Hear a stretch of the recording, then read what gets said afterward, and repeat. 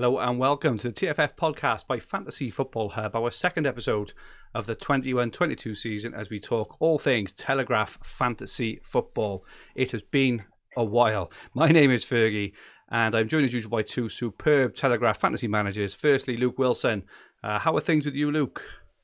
Yeah, all good, mate. I think it's just ticking along. I've been pretty patient this year, so sort of those players that were out of form, like Ronaldo, started scoring again recently. I'm like, okay, that'll do. So beauty of not using too many. So I'm about on par for where I want to be with transfers and positions, a bit above where I normally be at this stage. So yeah, all good. Exciting times. We'll take a look at your team in a minute and have a chat through your plans. But yeah, I'm quite in a similar boat to you, I think. So it'd be interesting to see how we can push on. We also have the Hub's resident statistician, Carl Weeks. Welcome, Carl. Again, it's been a while. How have things been with you? Yeah, hi. It's very similar to Luke. Going okay. Sort of like quite happy in life and in general. The international break has been a bit of a drag, and I can't believe we've still got another week before we're back to the Premier League. Long, isn't it? It seems to get longer and longer each time. In terms of the Telegraph team, I think I've set up with quite a good team to start with. And if I lived in a different universe, I'd be doing really well. But the universe we've lived in, my decisions haven't gone to plan. But it's a marathon, not a sprint. So I'm sure I'll catch up a little bit.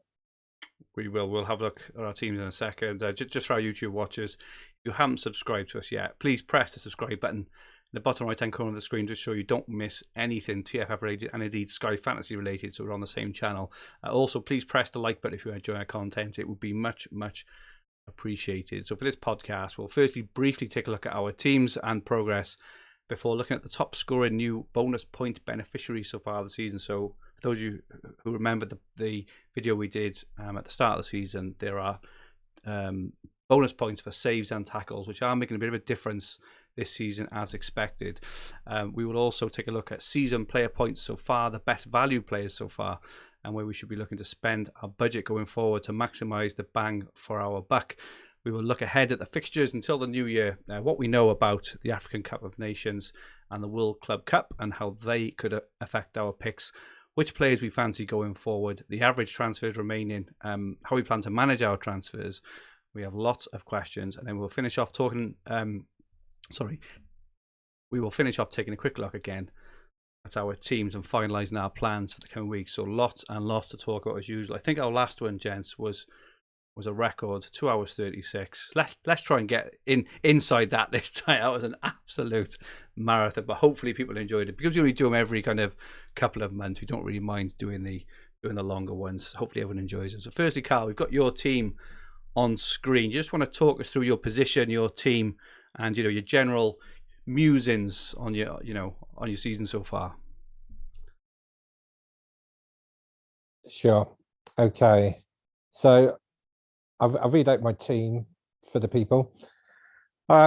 So in goal, I've got I've gone for a 5-4-1 formation.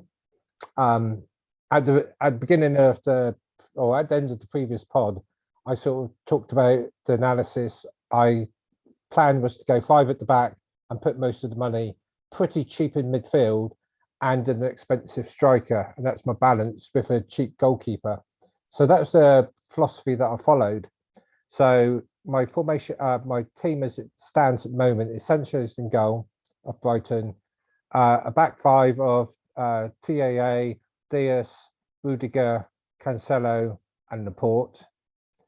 In midfield, I've got Basumno, Gallagher, Salah, and Hogberg, and up front I've got Kane. So on the whole, I really do like that team. I've got a really good, strong 5 at the back. I've got 2 in the centre midfield, and in Salah and Gallagher that are just not going to change, or I can't foresee changing going forward. And therefore, it's just about making 1 or 2 little tweaks here and there. The biggest mistake, it's not a mistake, and this is why I talked about my different universe, is I started off with Salah and Bruno in midfield for the first week against what I really wanted, but because Kane wasn't playing, Yeah. and I sold Salah after the first week or the second week to bring in Kane to go with that philosophy, and I've only just brought Salah back. And of course, in the universe that we've lived in, he's just been like an absolute god and scored millions and millions of goals. So I'm lagging. I was sort of like running in quicksand, and he just carried on and on and on. So I realised, hey, actually, I can put him in, and so positionally wise, I'm about just inside the top 10,000. I've made 10 transfers, and my other mistake, well, it's not a mistake. Well, it is a mistake actually. Is I've got Sanchez in goal, which is fine, but when he got sent off, I think I should have moved to Ramsdale, and I'm sure we'll sort of talk about goalkeepers going forward, because I would probably be doing that transfer going forward, and I could have got that extra game out of him. But I love my team as it stands, and I think it's in really good shape. I just wish I had a slightly different position, and that's made it really. I was going to ask actually, because your team is not too dissimilar, from like a template team and the teams that are actually doing well, but your rank obviously doesn't reflect that. But now we know why. Is the fact that you've missed out on however many points off Salah basically is the big difference by the look of it, isn't it? Yeah, I reckon I've probably lost about 50 points on that. When you look at Salah, he's got near enough 100 points, and if you look at Kane, he's probably got about 20. Yeah, and props to you, Karl. We must say, because you bigged up Conor Gallagher in pre-season. Now, I know it was more for tackles, I think, but he has been absolutely sensational pick in all formats. In all fantasy formats. So we must big you up there, Karl. That is one hell of a pick. He's been absolutely brilliant, hasn't he? Yeah, well, I was fortunate to see him in a few pre-season games, and him and Palace look fantastic, and they've turned out that way. Just don't expect any more, because that may be a one-off. I don't know. No, it's an incredible pick. 2.7 million, I believe. So I wrote for the Telegraph last week, and I think he was at the time, assuming he still is, the best, pound for pound Telegraph player so far this season. So to have that, Karl, from someone, let's be honest, a lot of us have barely heard of him. In pre-season, we only knew him maybe from his time at West Brom as a tough tackler. Obviously a loanee from Chelsea, but what a pick, Karl. That is grade A material. That is well done there. So moving on to Luke's team. Luke, how are you? How's your season gone? What's your rank? How many transfers you got left? And are you happy? Yeah, I am. I mean, I was properly flying at one point, and I was sort of really close to just spending a few transfers to keep this. So I got up to, I think, 130th at one point. I'm about, yeah. I mean, I just had everybody that was scoring. You get that sometimes, don't you? So that was good. So it was about it was probably about 6-7 weeks ago. I've just been dropping, but I've been trying to be a bit patient, and I've been waiting deliberately to do it. So I've made a few moves. So I was sat having only used, I think, 4 or 5 transfers for ages. But I was waiting to get players who I've mostly now got, but waiting for the extra game. So waiting for them to play on a Saturday and bring someone on Sunday, or, an early game and then late game. So I'm currently on 442, sat just over 1,041st overall with I've only used 9 transfers so far, so about half where I wanted to be. The aim is 25 left at New Year, basically. So I've got Ramsdale, who I did make that Sanchez to Ramsdale move. That I used that transfer. Part of the reason for that was he's 2.8 million, so he's 0.1 cheaper. Otherwise, I may well have just stuck with Sanchez, because I do think Sanchez is great for the season, but Ramsdale's a little hard to ignore in the form and that value. So he is the best value keeper. So if you haven't got him and you need a few, 0.1 or something, get him in. I've got Rudiger, who I've had for, I think, since the start. Cancelo, Livramento, who I brought in a couple of weeks back. And I brought in Laporte for the game that he got sent off on. But I'm holding I just really, because I toyed with getting rid of him for Reece James or even Harry Kane, because I've got funds in the bank to do either at the weekend. But I kind of thought, no, if he keeps his place, I just think City are so good. I'd rather have double City than double Chelsea, I think, moving into the sort of fixture change that we've got coming up. So very happy with the back line. I would like Reece James, I think, is the only one that I'm really thinking I should have. And I've got Salah, he's been in since day one. Rafinha since day one. Ben Rama, I think, since day one.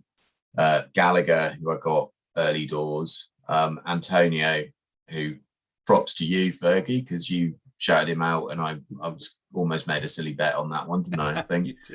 It's more around his injury record, if I recall. But I'm a little bit surprised he's still fit. And I mean, the other day, he was unlucky not to get on the score sheet. He has been for the last month. He went off like a train, didn't he? And yeah, I think so. West Ham have scored 7 goals in the last 2 games. Antonio hasn't even got 1 assist. You cannot make it up, can you?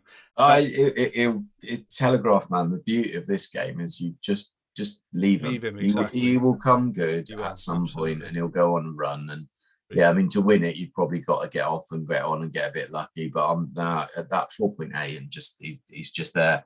And then I've got Ronaldo, who basically is pretty much as soon as he came in, I waited to see how he goes. Went in the first game, he got a goal, and I got him in after that. For again, I can't remember who I got. Oh, Bruno. I got rid of Bruno to Lukaku, and then Lukaku got injured, so it was easy hop to Ronaldo. So I'm pretty happy with my team. I've got one planned transfer, which is either Laporte or Benrahma to Kane, and I'm hoping it's Benrahma to Kane.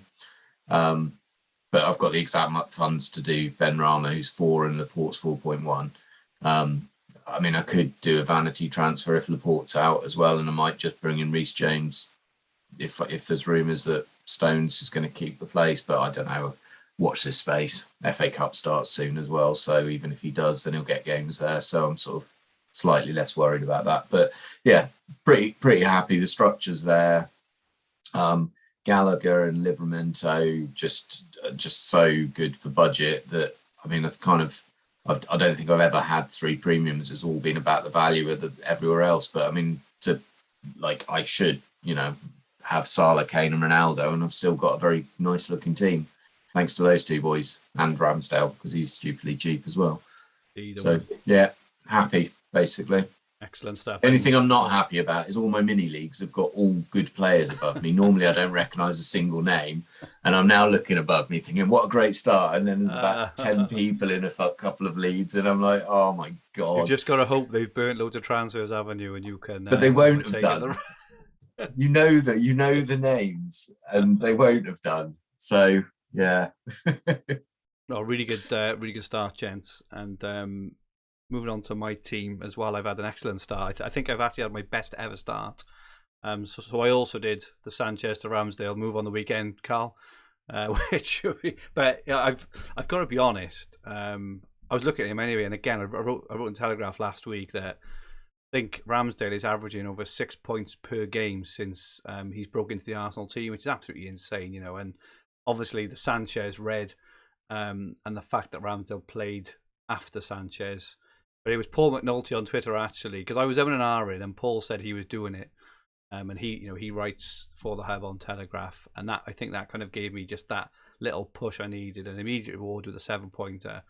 But he's so good at shot stopping as well, and he's that even when he doesn't get clean sheets, he's going to get bonus points for for saves and stuff. So yeah, haven't done him in. I'm 5-4-1. I think I started the season with 4-4-2, but I wanted to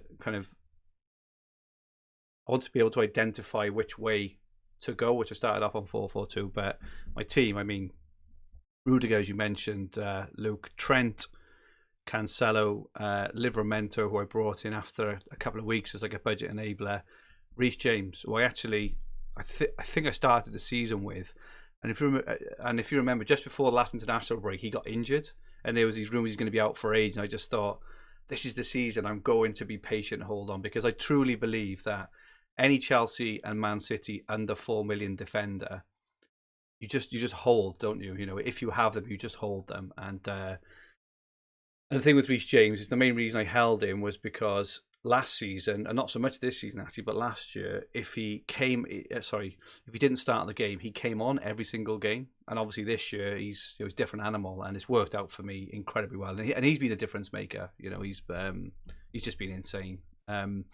Midfield of Salah, Bruno, Gallagher, and Foden. So I brought in Foden after his haul. I can't remember who I took out actually, but I brought him in after. I've just got Antonio up front at the moment.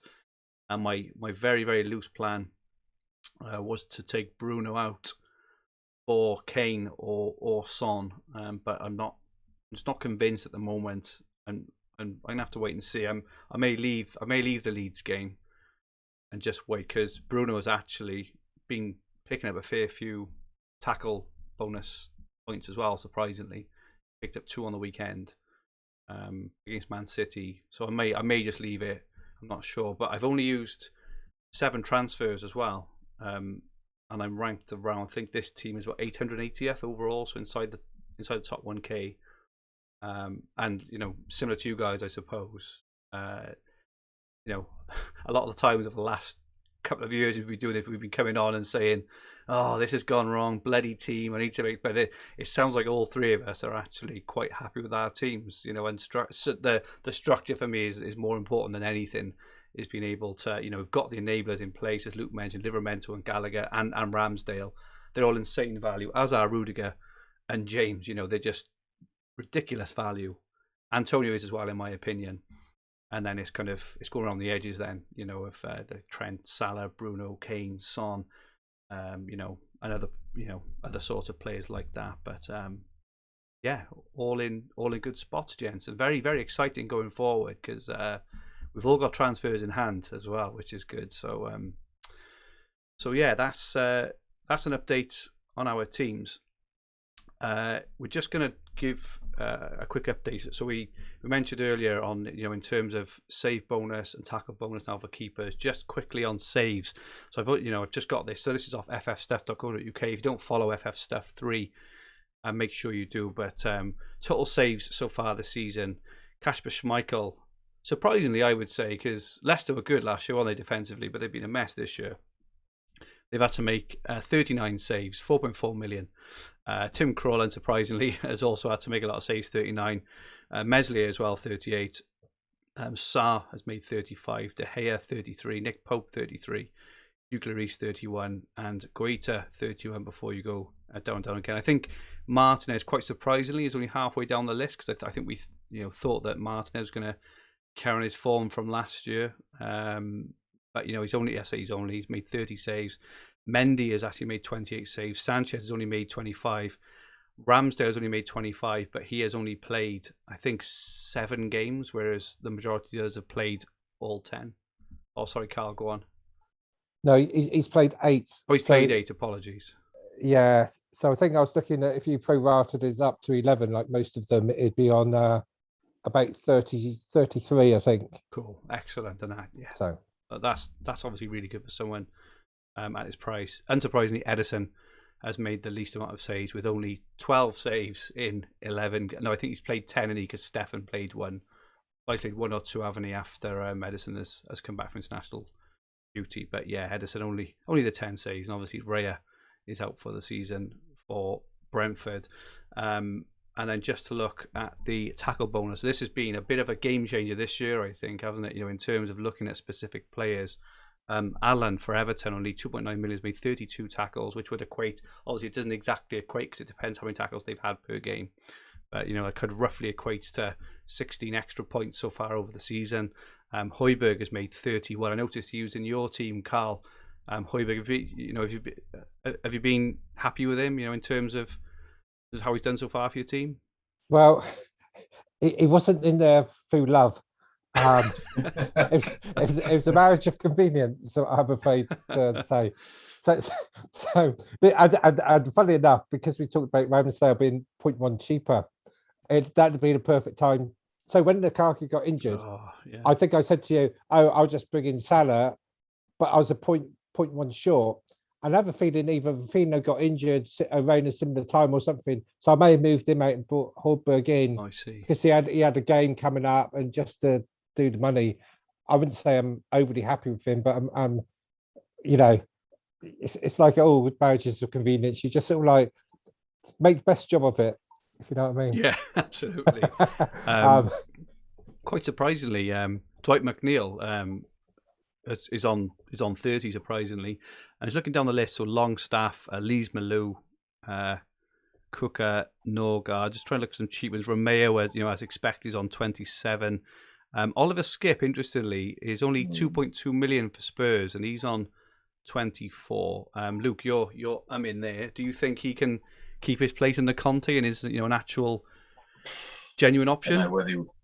I don't know whether he will under Conte, to be honest. But yeah, at that price, I mean that was the thing. I did have a look at him when I brought in Conor Gallagher, and I just thought, I think that I was looking around the time Gallagher had just scored that brace. And I was just like, I can't do it. But yeah, it's a very nice price. But I've got 7 million players in my team basically already. Yeah. So once I make the game move, so I don't think I need another one. But yeah, there's some interesting names there. Dwight Mcneil I quite like because he's got some decent attacking output when they kick in. And I was actually, one of the things I was looking at on the previous slide with the keepers is I think the first 7 in that list are all teams underperforming, and then you've got Guietta. I'm trying to think who the other 2 were in that slide, but Guietta and Fabianski, who I would say are overperforming in terms of teams, and then you've got Martinez, who was last year's darling. But if you look at where Villa are, Martinez should have made so many more saves because they've been woeful, and it's quite interesting. There's just such strong correlation this year between teams underperforming, not necessarily bad, because I don't think you can say United have been. I mean, United, the Spurs, they've been bad for them, but they're not a bad team. But it just shows just the fact that Alisson and Edison are, 2 of the bottom 3, just shows which of the teams you want to be targeting if you want solid defence. And that's a key for this game. Sorry, I was just sort of linking back. But yeah, no, Skip's an interesting one. If you need some budget and if he keeps that place, really doesn't matter if he gets 2 points every week at 2.2 million. Exactly. And there's a couple of names at the bottom of this list who, so Gallagher, as you mentioned already, so 24 tackles. Kovacic, who has missed the last 2 or 3 games as well. He's been absolutely fantastic for Chelsea this season from an attacking view as well. He's definitely one when he's back. If he keeps his place in that midfield and keeps his role, I think he looks a brilliant option, both for, tackles and attacking returns as well. For 3.3 million, playing for, potentially the best team or one of the best teams in the league, I think he looks incredible value. And Basuma down the bottom, he's the one I took out for Foden. I held on to him. He made 23 tackles. I think it was in about 5 or 6 games, and then he was out of the team for, I think he either missed 3 or 4 games. And I just held on to him because I was, just to wait on the news whether he'd be back. And then I took him out then for Foden in the end because I was just sick to death of him not playing. But he's a proper tackle merchant as well, Basuma. So I think he was in your team, Karl Odney, as well. And you've held him. Yeah, I held him because I was always sort of like thinking he's the sort of like whispers you hear, like, oh, he's going to be back in a week or whatever. And at that price point, I don't really want to use the transfer 2.6. Yeah, I agree. And so I just sort of kept him and suffered a little while. But I started with him. Yeah. So I started with him as well. I think he's great value. If he moves, you people should be all over him. But I used him as part of a move. So I went from him to Gallagher and then Lukaku to Ronaldo. So it freed that 0.1, allowed me to get Ronaldo in at the time. So I might not have got Gallagher if Basuma had stayed fit, to be honest, or Ronaldo either, actually. But yeah, he's one to watch if he gets a transfer. I think, personally, I think that these bonus points changes have changed the whole dynamic of the game. I think in terms of it's far, far easier now to get a really affordable team. If you look at a few of these players, the keepers especially, obviously, a few of these players, well, they're so cheap, like under 3. Like normally any midfielder under 3 million is normally it's normally a no-go, right? Because they very rarely score any points, whereas you've got so many players now scoring points in this area, and it's changed the game. It absolutely has in terms of what you can afford around your team, which I think is good in terms of it brings an extra type of player into the player pool in terms of the defensive midfielder, but also I suppose the part I don't really like about it, even though it's benefiting me so far, is like it's not far off. I can afford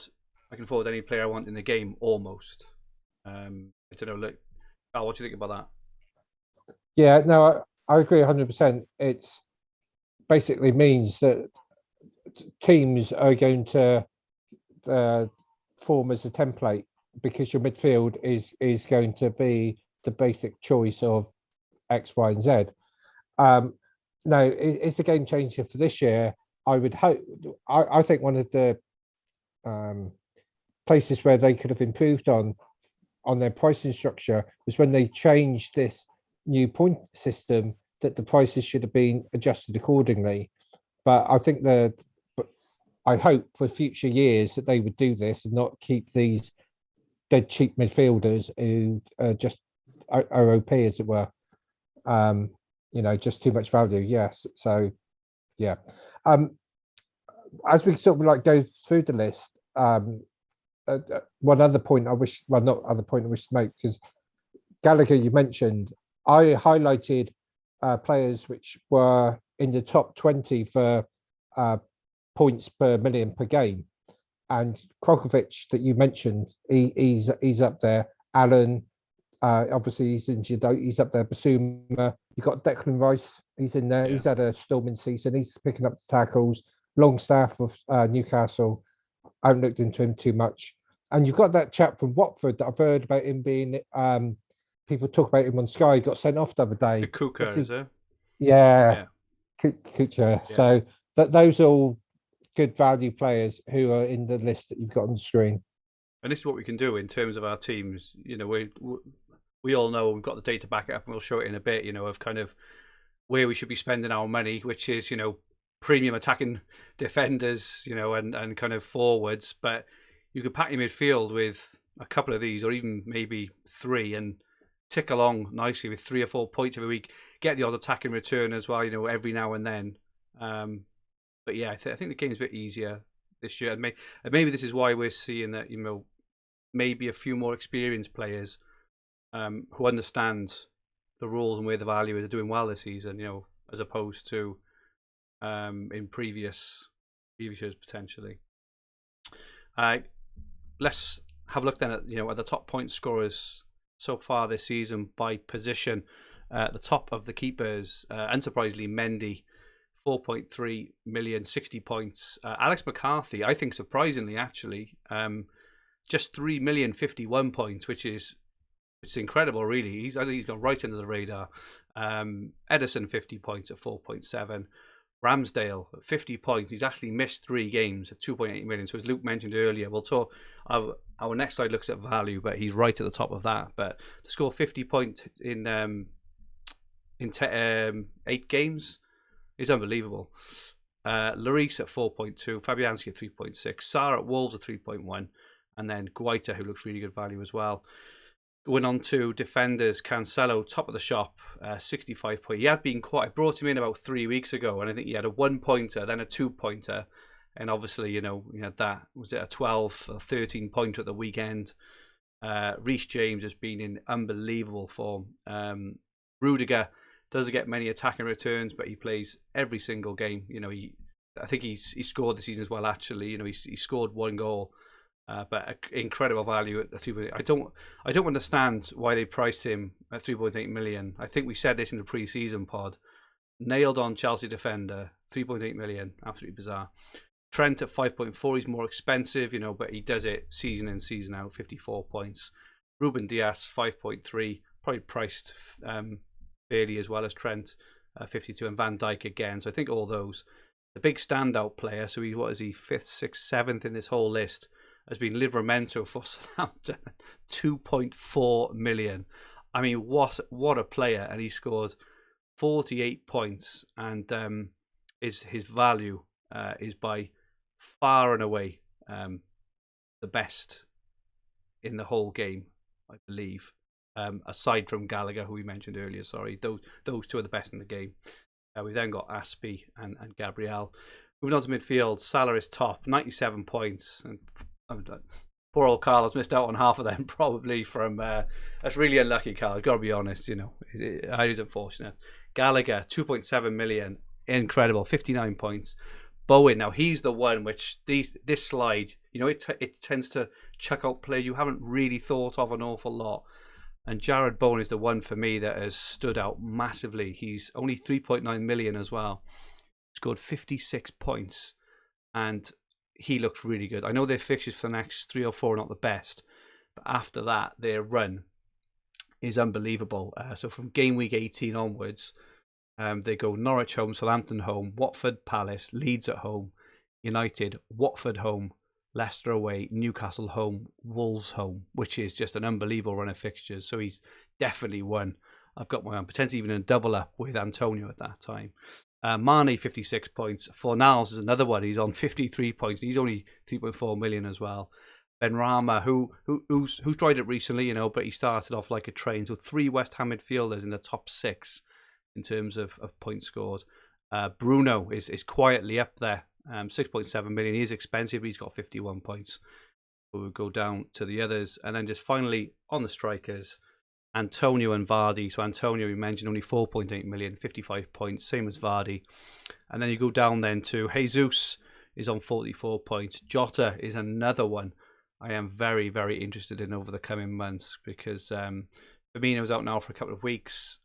Salah and Mane, I believe, are going to be off potentially to the African Cup of Nations at Christmas time as well. And, you know, and because now we've got, I think, 10 game weeks in 6 calendar weeks, they're going to rotate regardless, aren't they? So Jota at 4.7 for the value looks superb, I think, as well.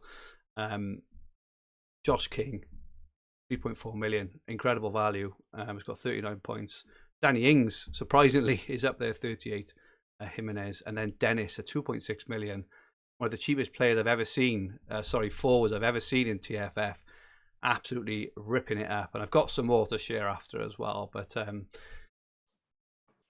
mean, just a quick one on this, yeah, because I know I'm talking about getting Kane in, but that's more just because the rest of my team is value. But I know you're talking about Jota, who I do think is fantastic value in FPL. At 4.7, he's 0.2 more than Cancelo. And if you look at like James, Cancelo, Trent, Diaz, Van Dijk, not Aspie at the moment, but like even Kyle Walker, like they've all got the same or more points for less cost, basically.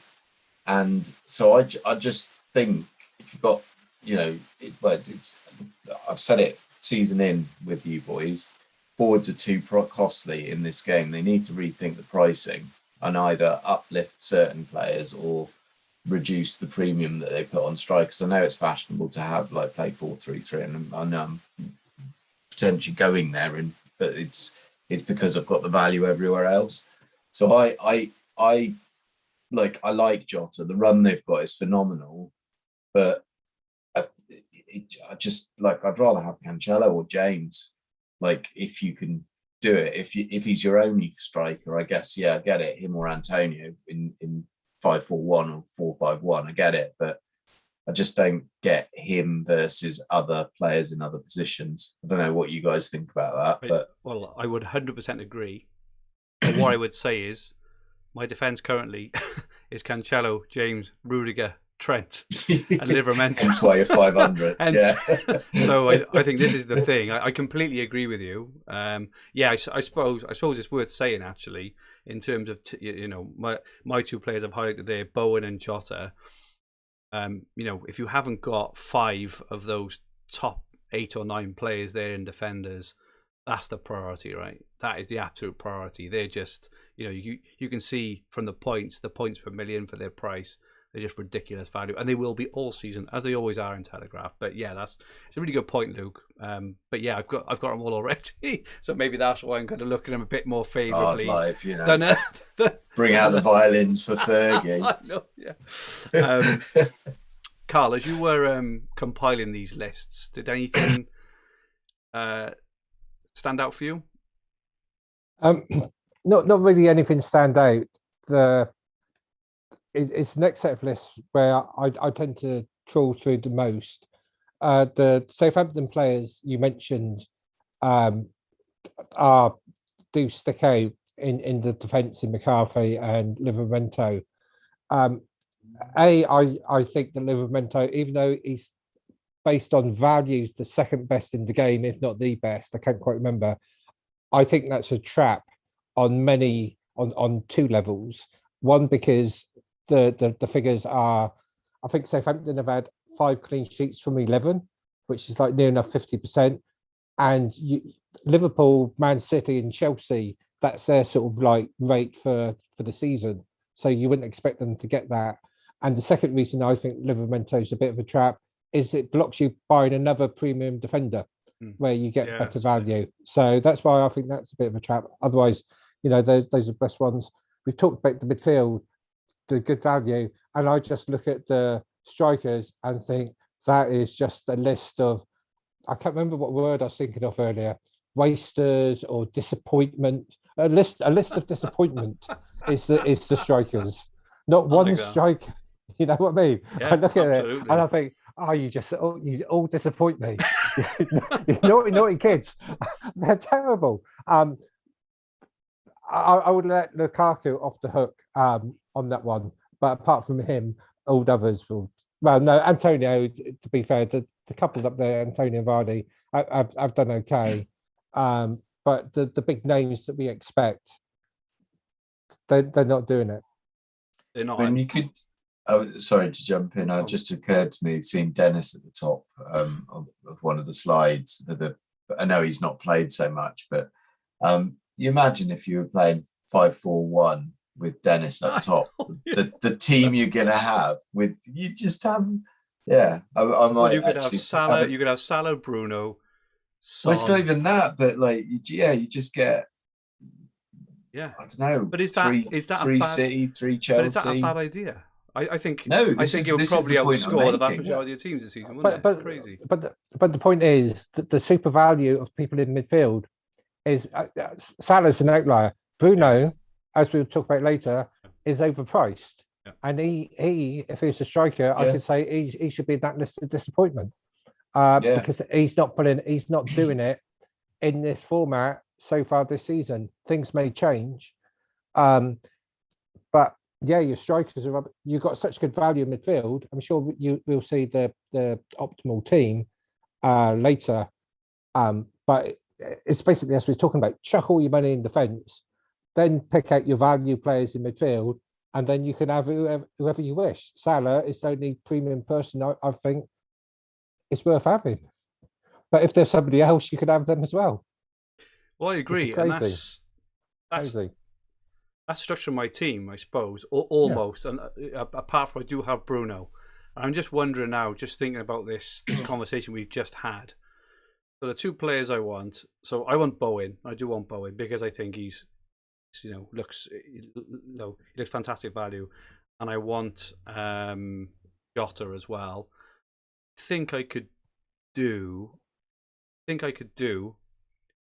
So to Karl's point on Livramento, I think you're right. So I've been quite fortunate with Livramento because I just put him in purely. I put him in a couple of game weeks in just because he was a starting 2.4 million player, which normally what you look for in this game. But we've got so much choice this season. I've always been incredibly fortunate with him. But I do agree with you. They're not going to keep another, they're not going to keep 18 or 19 clean sheets this season, are they? And I think that's right. And I also agree with you on the value for Bruno. And I think I could do Livramento and Bruno potentially to Diaz and Jota, which I think kind of longer term, not I don't mean next week or anything, But I think if I did that, I think I would have.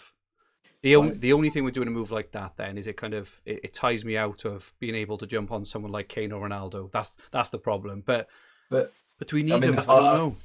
I'm going to give you a counter argument for that. Yeah, At 2.4 million, he's less than half the price of Trent, right?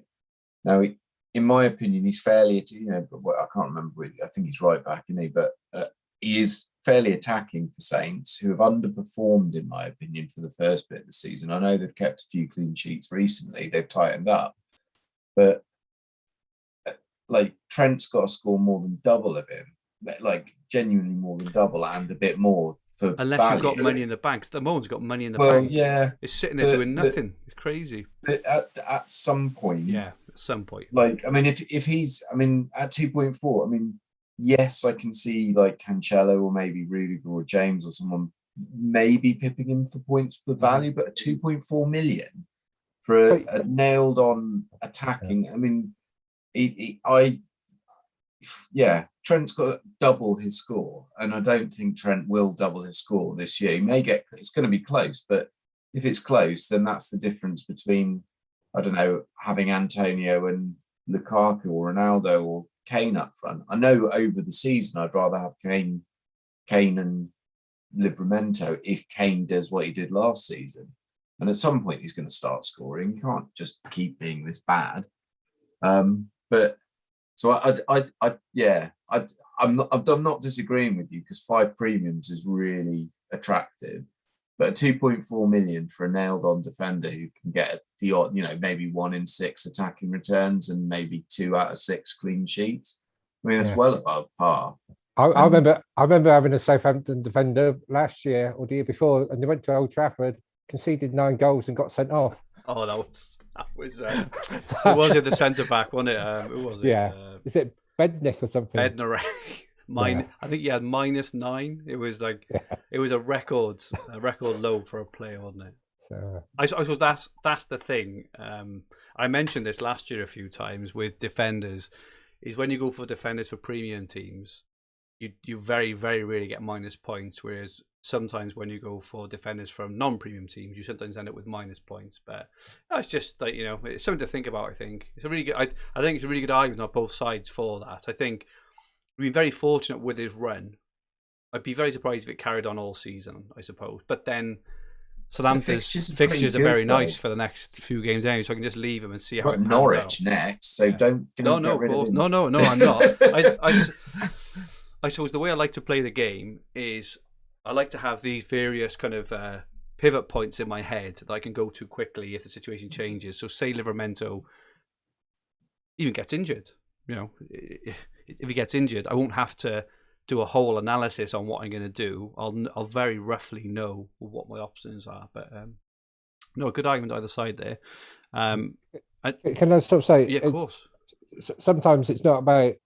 I wouldn't sell him immediately, but I just wouldn't. I wouldn't be rushing to buy him in.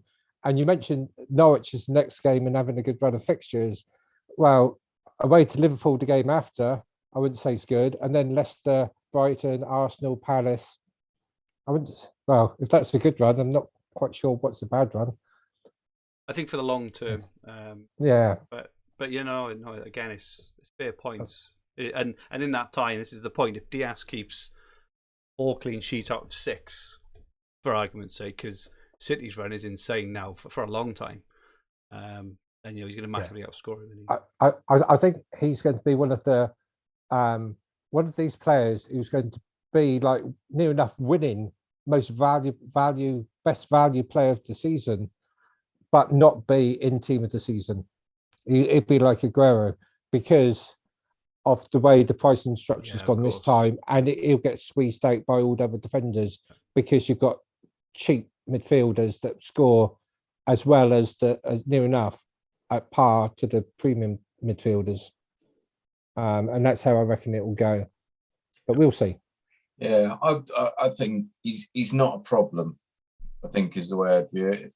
So unless it's part of a bigger move, I mean, like I guess like this debate's quite good for me because I'm talking about Ben, but I think Ben Rama's form's dropped off. But yeah, I could make a double move with Livramento and Benrahma, and I could get, get any two defenders I want.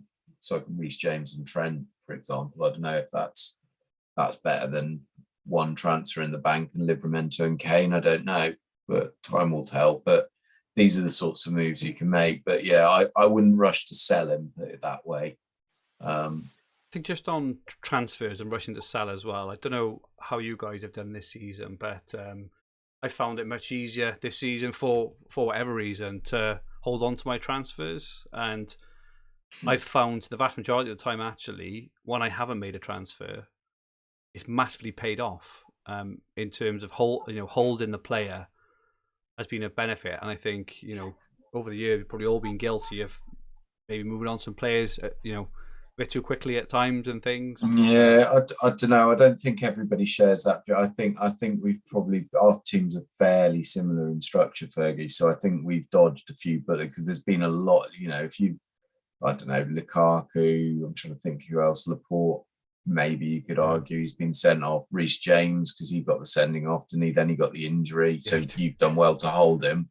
I think I'm trying to think who else. Tielemans is another one. I brought Lukaku in actually, and then but I think if there will be the flip side of the coin to us, because I think I've had a bit of the rub of the green on this, on the injuries. I've dodged almost all of them this season, and there'll be some good players out there that have not, and maybe had to burn 5, 6, 7 transfers.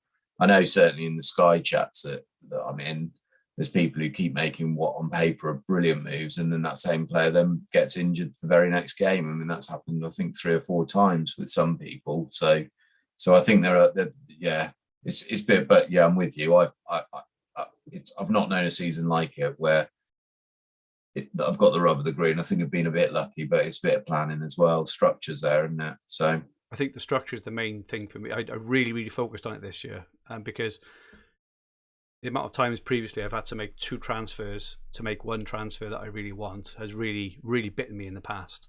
Whereas this year I've really worked hard to make sure, and I've held on to players as well because of that, because I didn't want to have to make 2 transfers to get in 1 player. And I've held on and held on. I held on to Soufal for too long. Just for example, when I was going to move him on to someone else, and then because I was holding, because it didn't quite work out, I ended up moving him to Gallagher, which obviously, because I held it and then made the right move at the right time, it massively helped. Held on to Bissouma, for example, whereas normally I'd move him on quickly to someone else who may have got injured or something, But how have you found it, Karl? Have you found it any easier this year or any tougher? Or well, I've been through enough transfers, so I've obviously made transfers, and it's just like where they've gone.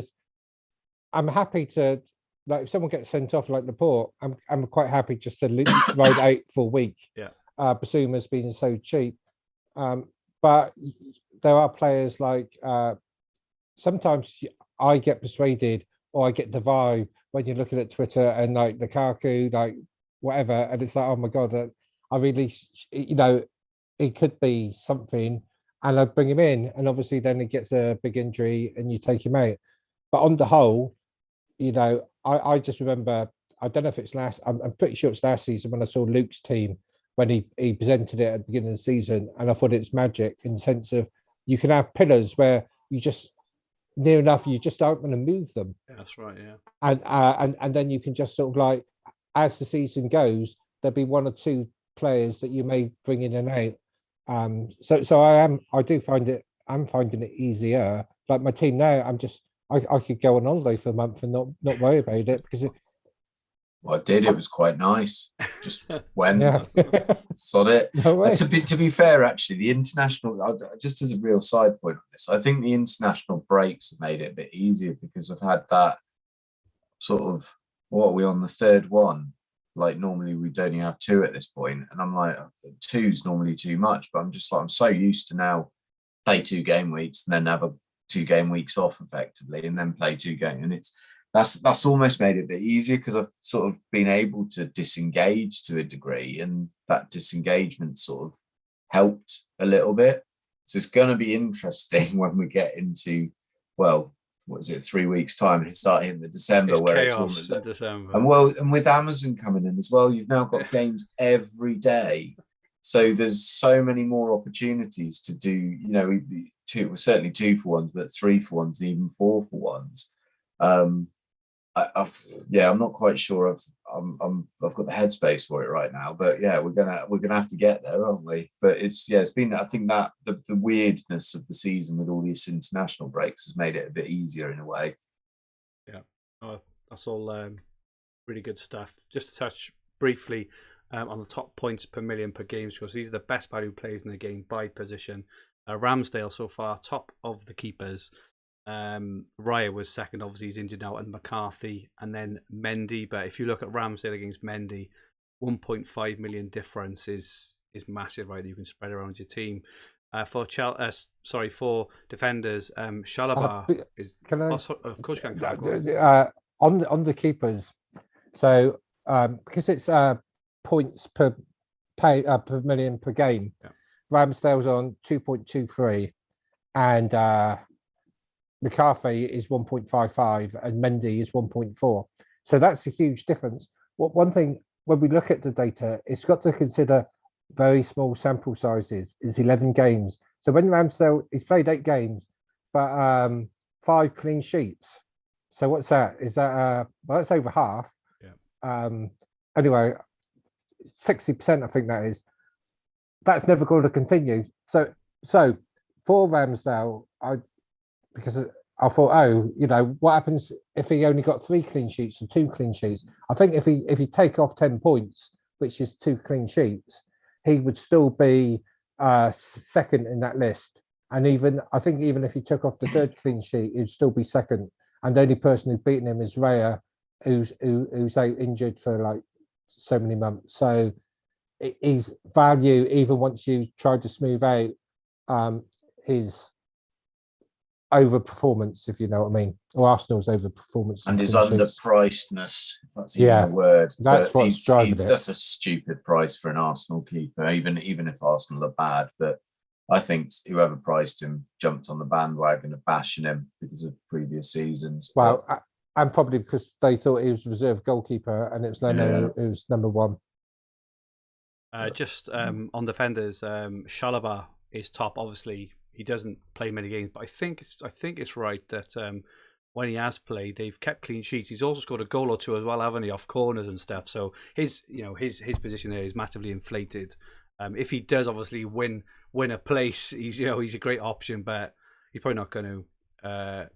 Reece James, Gabriel, quite surprisingly from Arsenal as well, is up there, 44 points. And Livramento, as we know, and Alonso obviously lost his place. Duffy at 2.5 has been really good. If he can hold his place moving forward, he could be all right. Christensen, he's such a pain, Christensen, because I've got him in other formats, and I really want him in this one. He could be one to move on, because he's the kind of player, again, even if he starts 1 in 2 at 3.1 million, he's just incredible value regardless, isn't he? But he doesn't tend to be subbed on if he doesn't start. But he will get. The thing is, Chelsea will rotate like mad, and you're not going to get any Rudiger will not play in the FA Cup until semi-final, I don't think, because he's playing all the.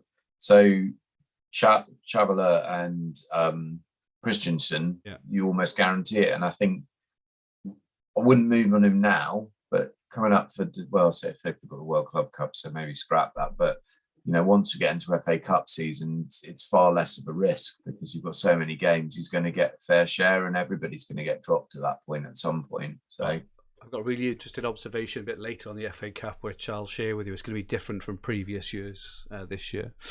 Into midfield, Gallagher, far and away top, absolutely superb. Takore was great value until unfortunately he got injured. Keita is quite an interesting one there, level with Kovacic. Fornals is up there. Norman for Norwich, priced at 2.4 million midfielder playing up front is just crazy Correct. I don't know why they've priced the cheap midfielders this price, because if even one of them starts, it just kind of ruins the game, doesn't it? Bowen is up there, he's mentioned. Smith Rowe is someone we haven't mentioned yet, only 3.3 million. Incredible value so far with 47 points. And a few others. Strikers, Dennis, Watford, 2.6 million. Why are they being priced at these prices? 2.6 million. 38 points is absolutely sensational return for that price. King at 3.4. Hwang from Wolves is only 3.4 as well, so he's up there in terms of value. And then Antonio and Armstrong. But if you look at the respective points per games, points per pounds per games across the board, the strikers are by far and away the worst value. Even the good performing cheap forwards are by far and away the worst value when you compare them against the defenders specifically, and then the keepers and midfielders. As we know, as we say year on year, podcast on podcast, is we plough your cash into defence, midfield, and keepers. Carl, anything to add there? Yeah, well, this is my favourite chart out of all of them. So when I'm thinking about making a transfer, I tend to look through this to see what gems you may pick up on. And that player that you mentioned, Norman of Norwich, was someone I wouldn't have even come into my consciousness. But I do remember, I'm pretty sure it's on 606, you had a ringer coming in, and he said this Norman chap is like some sort of like fantastic, footballer, and he won't be there next year. He's just too good for them. Well, I'm probably too good for them, but no, only joking, Norwich fans. But then you see him in this list, and it's like your bell rings, and thinking, if I did need, say, Basuma broke his leg or whatever, there's somebody there at that sort of price range who I've heard is a good player. He's scoring well on that metric, and therefore it may be worth delving in. He's played about 7 games. I'd look, but I don't know if they're the last 7 or what sort of sequence the games is. I believe the last 7. He's kept his place, so he's come in since week 5 and then played. He subbed off a couple of times, and then he's just played pretty much consistently. He even got subbed off on the 82nd on one of them, but 90 minutes every game other than that. Yeah. So you can see gems that aren't near the top of the point scores because they've missed so many games, but they sort of like they should definitely be worth considering. Agree. Superb stuff, and thank you so much as usual, Carl. For all these stats, they're absolutely valuable. Just this slide shows so this is over the last 4 weeks. So we took this is player total points per game per million over the last 4 weeks, just to show a bit more kind of recency, in terms of this. This is off FF stuff, and Livramento top 2.81, absolutely miles top. Gallagher 2.31, Reece James 2.31. Salisu we haven't mentioned. Deco then, sorry. Salisu we haven't mentioned yet for Southampton, just 2.3 million. Again, a really cheap Southampton player is up there. Ramsdale, as we've said. A couple of interesting ones we haven't mentioned so far, obviously, because all the stats we looked at so far have been season long. But Nuno Tavares for Arsenal, only 2.5 million. So he has taken Tierney's place at the moment, I believe, haven't he? Since he's been injured at left back, I believe. Yeah, he's been injured though. So yeah, no, of course. I don't think Tierney's too good to not get a place back. Agree. And then Johnson at West Ham, who's played the last few, but obviously he is at risk of losing his place back there. But he's performed very well. Rocker, Southampton forward, 2.4 million. I mean, what pricing is that? It's just madness. McCarthy, Smith Rowe, Dennis, Josh King. But just a few more kind of names to throw in there. An interesting one a bit further down, I noticed. Mark Gehi for Palace, 2.3 million defender. So no kind of attacking intent there, but incredibly cheap player. Especially as Palace have massively improved. Palace have also got a really good run of fixtures in the long term as well. So 2.3 million, he could be worth a look as well. And Christensen is down there, just down to his price. So Luke, anything in there kind of strike you in terms of anyone interested in you or? Smith Rowe is the one that intrigues me, because he really, like, eye test wise, he looks really good lately. He's burnt me a bit in Sky, to be honest. I've got him in one team and I don't in the other, and I kind of wish I had him in both right now. But that's a nice price for a player who's effectively playing as a forward for a team that's in form and still has decent enough fixtures. There's a few names. There's Reece James. I think I've got to get him in. He just get him in. Everyone get him in this season. Ridiculous. I am now toying with, do I just leave like 4 million in the bank and just get Reece James in? I don't know. I think Kane, but yeah, it's interesting. There's some interesting names. There's quite a few that, you know, it hadn't registered to me just how cheap some of these defenders are. So I don't know how you pronounce him, Mark Guerre at Palace. I mean, Carl, you'll know more about him than me, but 2.3. I mean, if Livramento falls off a cliff, I mean, that maybe that's an escape route that's even frees up cash, so that might be nice, and they look good. Josh King is somebody at 3.4. I think he's reasonably priced, and that's in line with the game, not in line with forward. So he will keep the place up front. And you know, I think if you factor in that if he'd started there, you know, when he started, because he signed a bit late, then Dennis probably wouldn't have got his points, and how many of those points would have gone on Josh King, and therefore how much higher would he be on that list?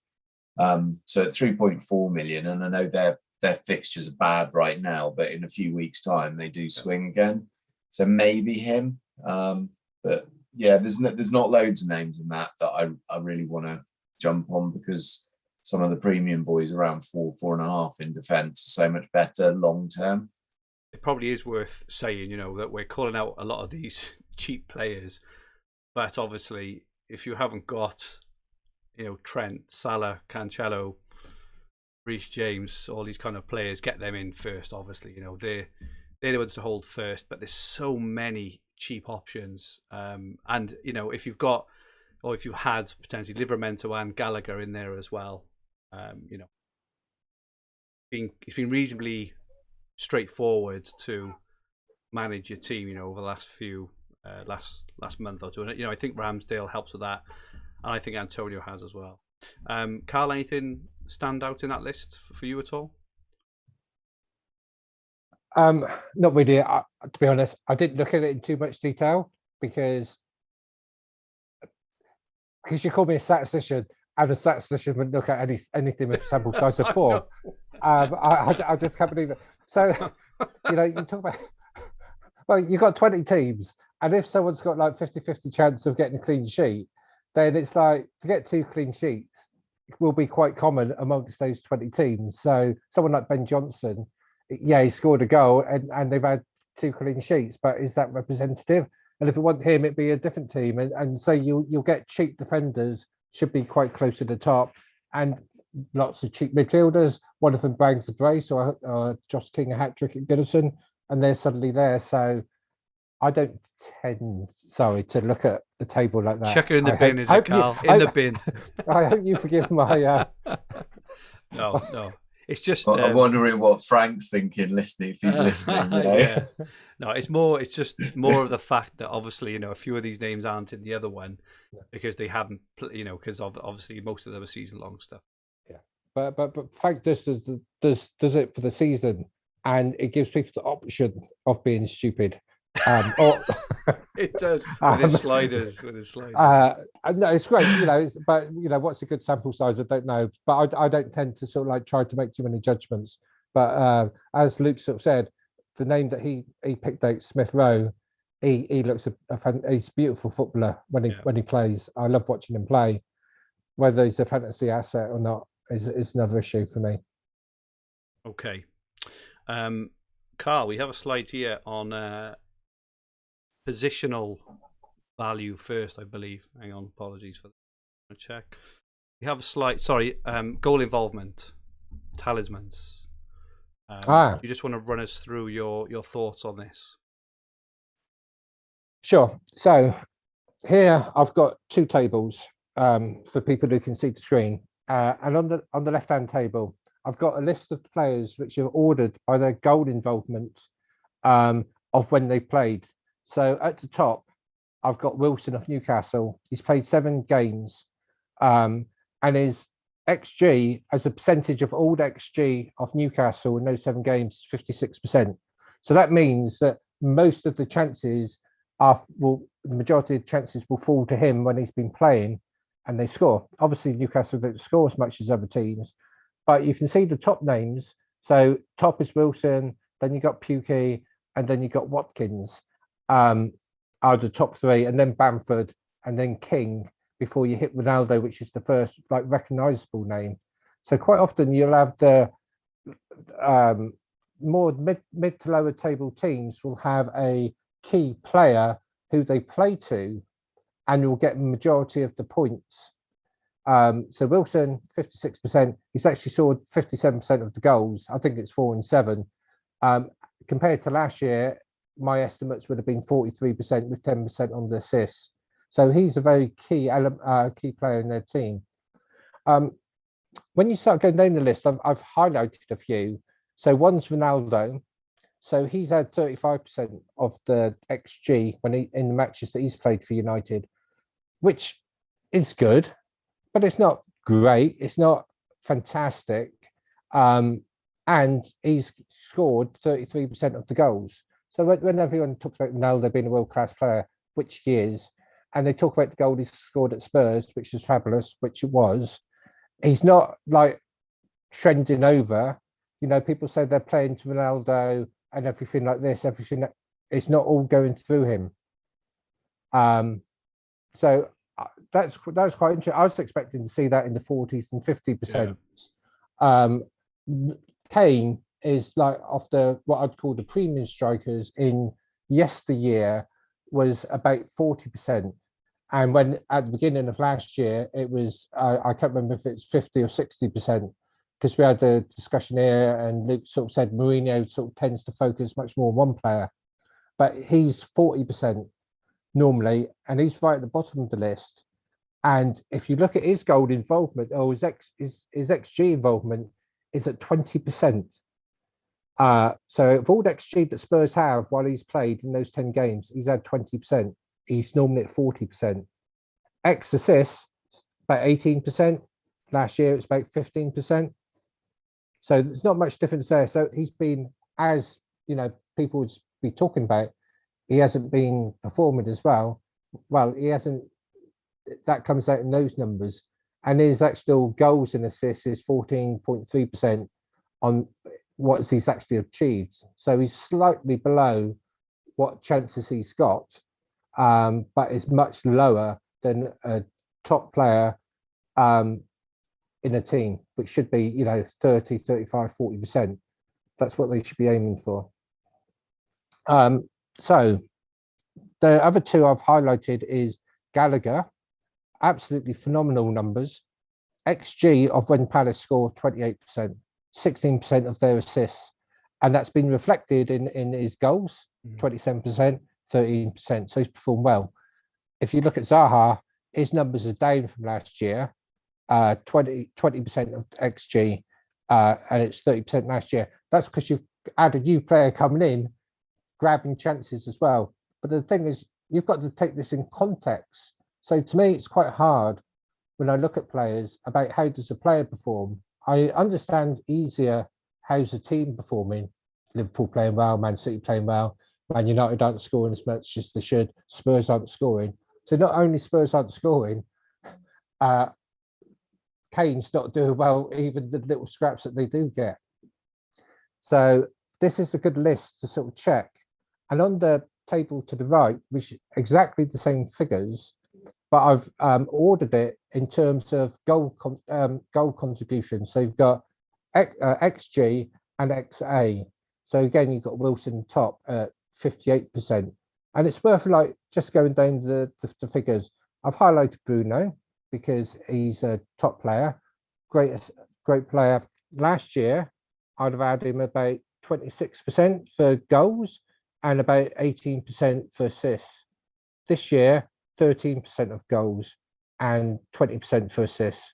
So goals are down, goal chances are down. So it's not just he's missing. Is that Ronaldo? Is that a different style of play, or is that the penalties? Don't know. But it's like, if you think of him being high value, something needs to change to make him worth that value again. Now, when I look through this list, one because I mentioned him earlier, and I only mentioned him because this table, Lukaku, right? He had a little burst. He scored a few goals, and then I get the impression that people doubt him. But look at his numbers. His involvement in goals, 29%. His assists, he provided 16% of assists of the XG, but he's actually had no assists. So people aren't putting the balls away for him.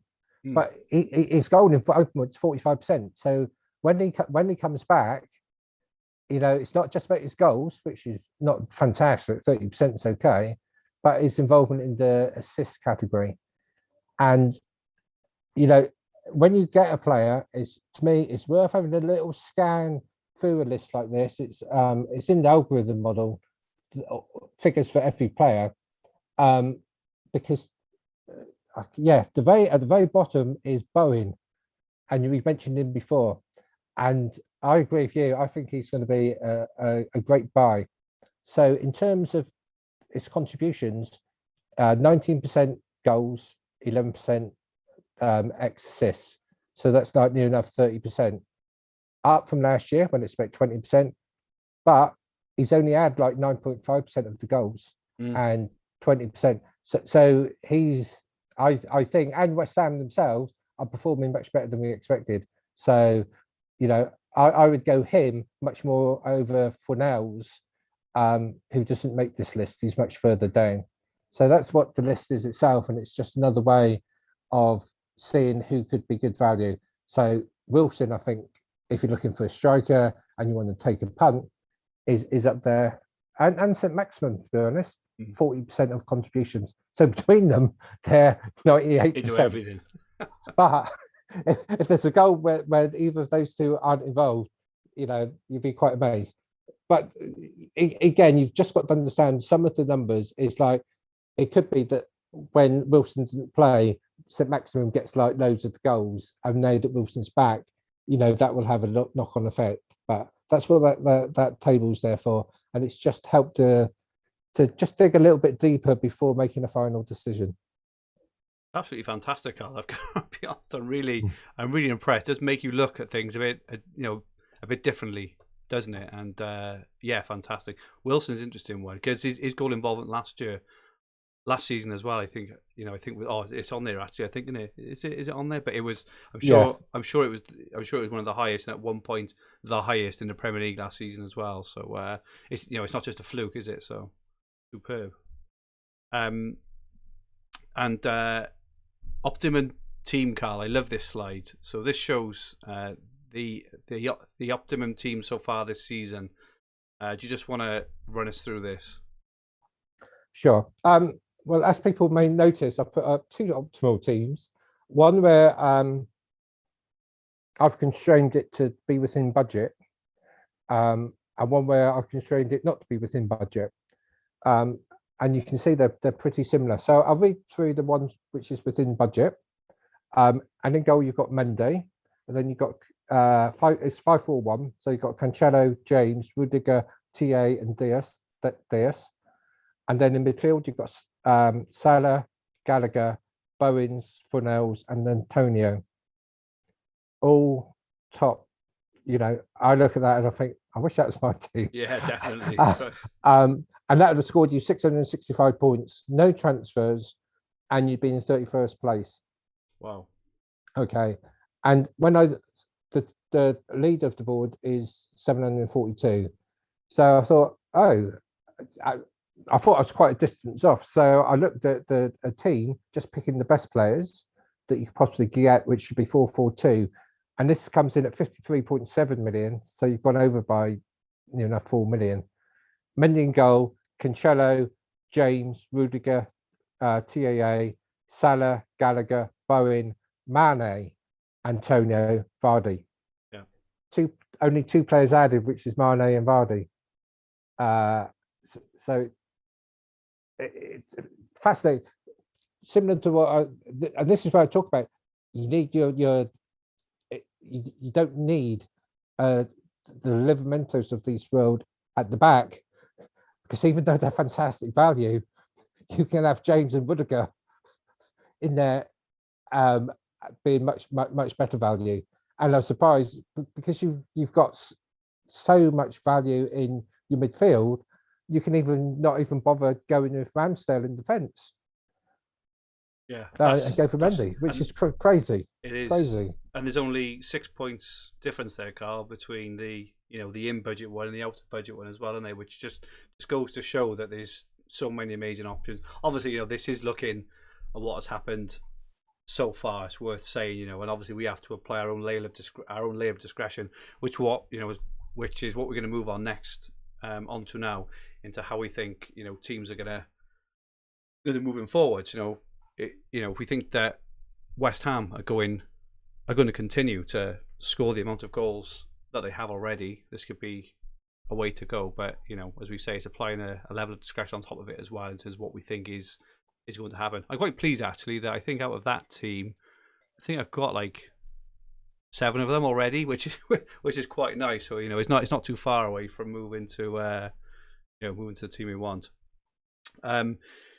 Just finally, on the looking back side of all this, thank you so much for that, Karl. Incredible stuff as usual. We're just going to have a very quick look at the ownership of the. We're just going to have a look at the most highly owned players. Mohamed Salah. If you haven't got Salah, he's nearly 60% owned now in the whole game, which is absolutely massive. We then have Antonio owned by 43%, Bruno only 27%, Rudiger 25%, Cancelo 23%. Vardy 21%, Ronaldo 21%, Gallagher. So people have got onto Gallagher now. He's nearly 21% owned. Reece James as well is nearly 20% owned. I think you mentioned earlier, Luke, that his red card and his injury would have got people off Reece James. But he's been absolutely smashing it, haven't he? Mendy, Benrahma, and Trent in there as well. So, but only the 2 players really that completely dominates the ownership, which probably means there's a lot of room to kind of make up ground. Big ground there. Any surprises or not there, Luke, in that list?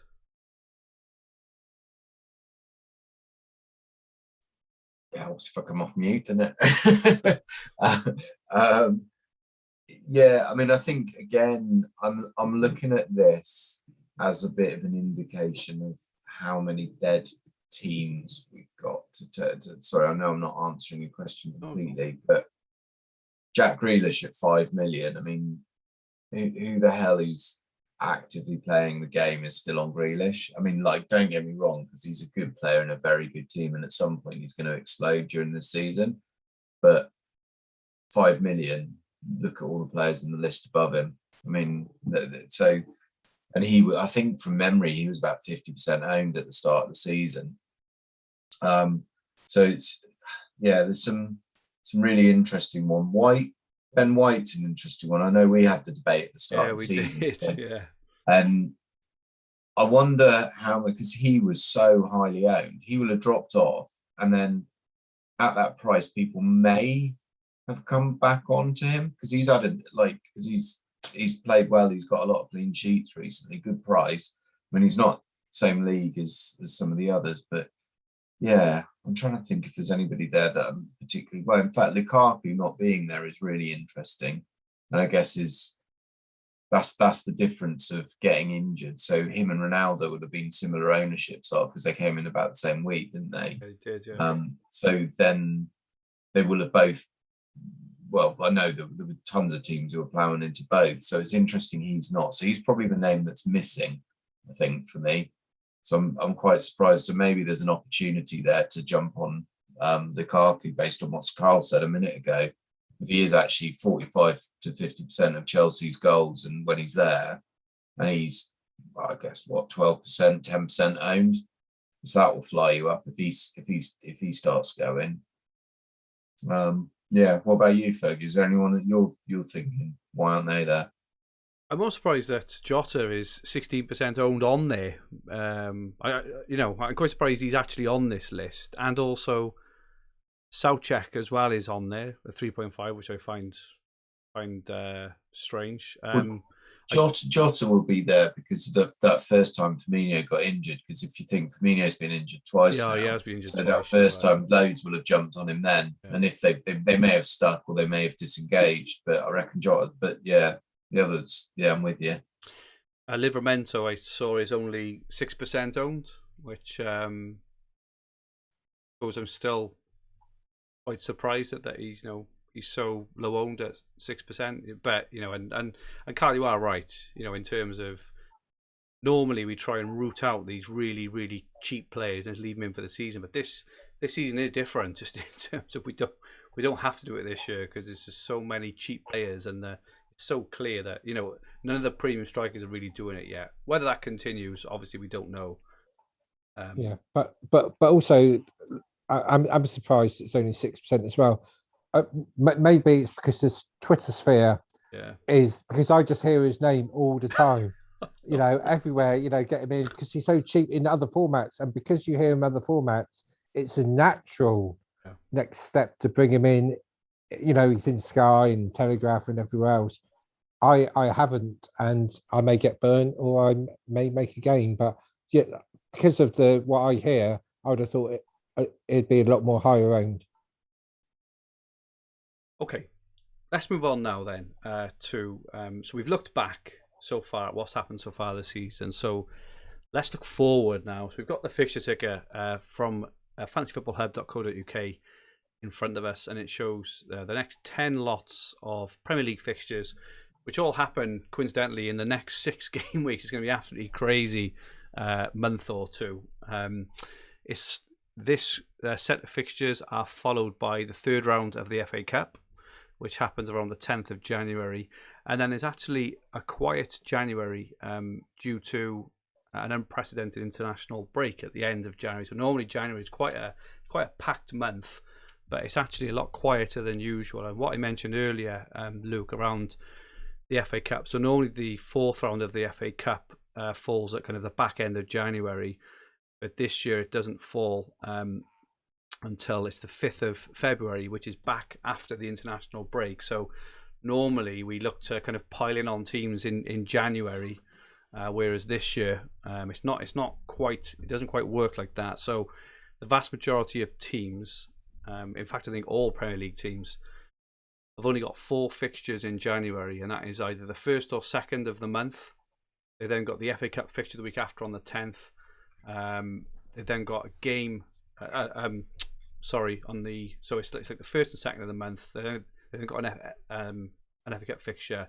They then only got 2 more Premier League fixtures then until the 5th of February, which is a big change from the norm. So it is worth mentioning that. And the 2 really other important things to note, because both of these will massively affect the Telegraph.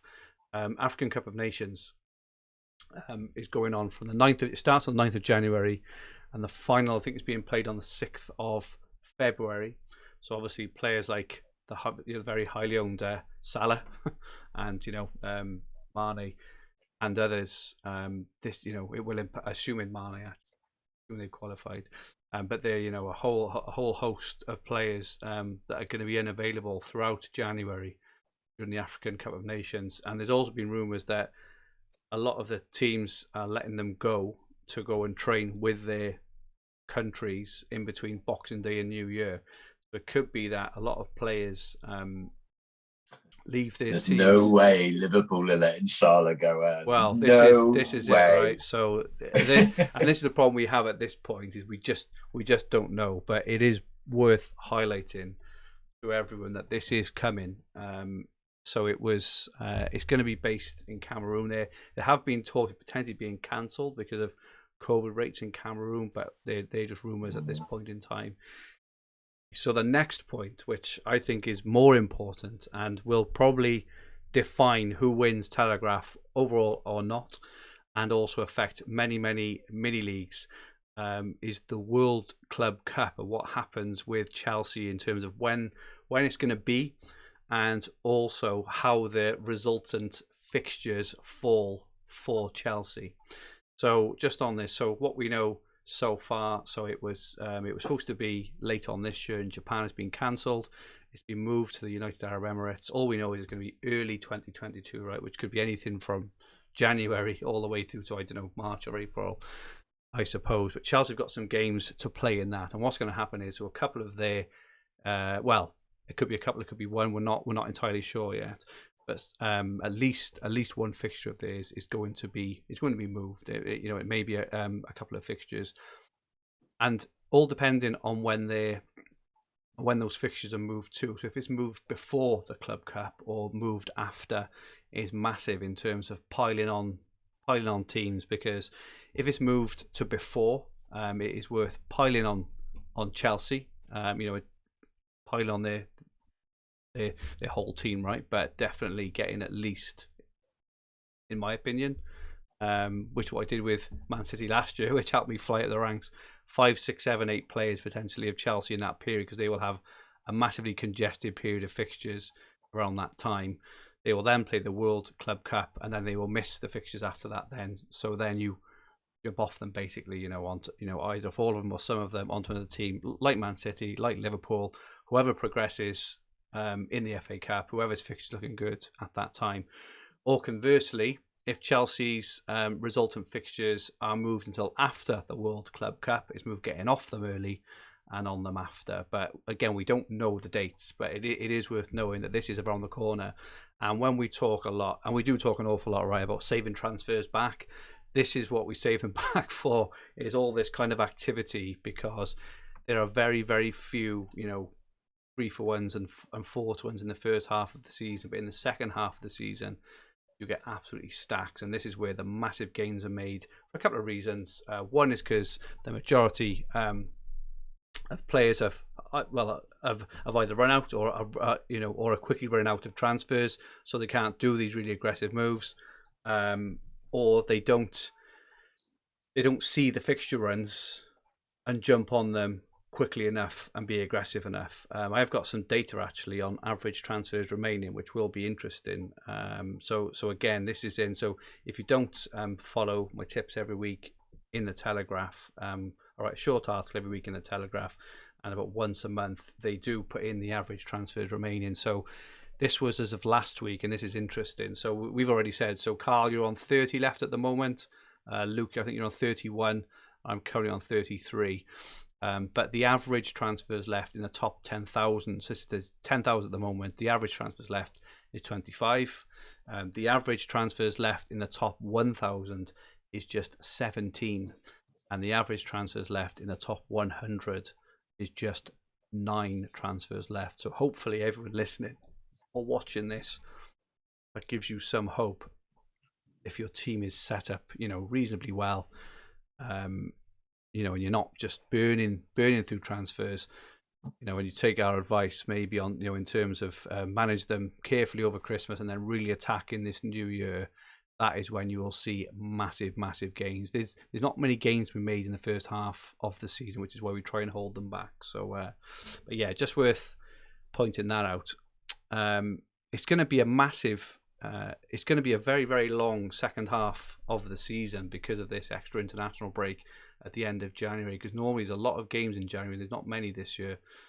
So after the 5th of February, we're going to have the 4th, 5th and 6th rounds of the FA Cup, and the semis and the final, and also 16 game weeks, and also the fallout from the World Club Cup. So it's a bit different from normal. So it is worth pointing that out, that maybe, you mentioned earlier, Luke, and the kind of standard with Telegraph is get to New Year with X amount of transfers and then potentially attack.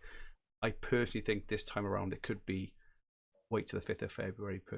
But again, we can, as soon as we get the dates for, as soon as we get confirmation that AFCON is going ahead and confirmation of the World Club Cup, we can then really plan a little bit more in terms of how we attack these. So, yeah, Luke, what are your initial thoughts on that? I know you've I'm not sure how much research you've done on that already. What are your initial thoughts?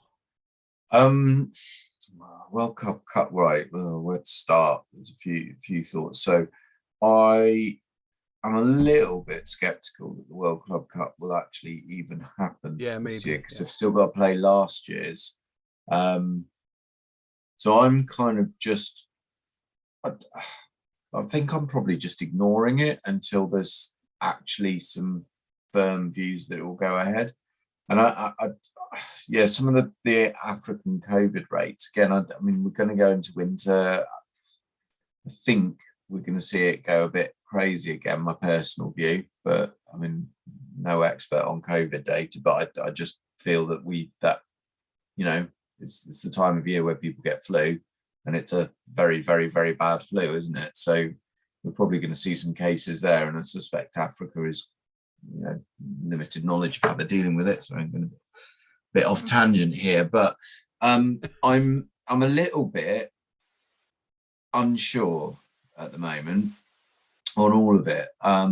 My hope is that if the scenario where Chelsea do go to the World Club Cup, I'm hoping it's post the thing, because I think for me, piling on and then piling off, that's 2 transfers to get the gains. Correct me if I'm wrong, but one of the reasons you did so well in Dream Team last year, you couldn't have done much better, could you really? Well, at all, was that you got on and then you could ride it till the end of the season. So each of those transfers is get the gain and keep that whenever everybody else wants to get on with those players. So I'm sort of it's a case of watch and see. So I think the summary for that massive waffle is that I will be like you, trying to keep my transfers back as much as possible, but I am mindful that there are some significant fixture shifts coming into play now. And I've always been, if you go back pre-COVID stuff, so sorry, chuck some other thing in there. So pre-COVID times, this is the point in the season where the defences stop defending and the strikers start scoring. So I know most of this pod we've been advocating 5-4-3 because that's where the value is.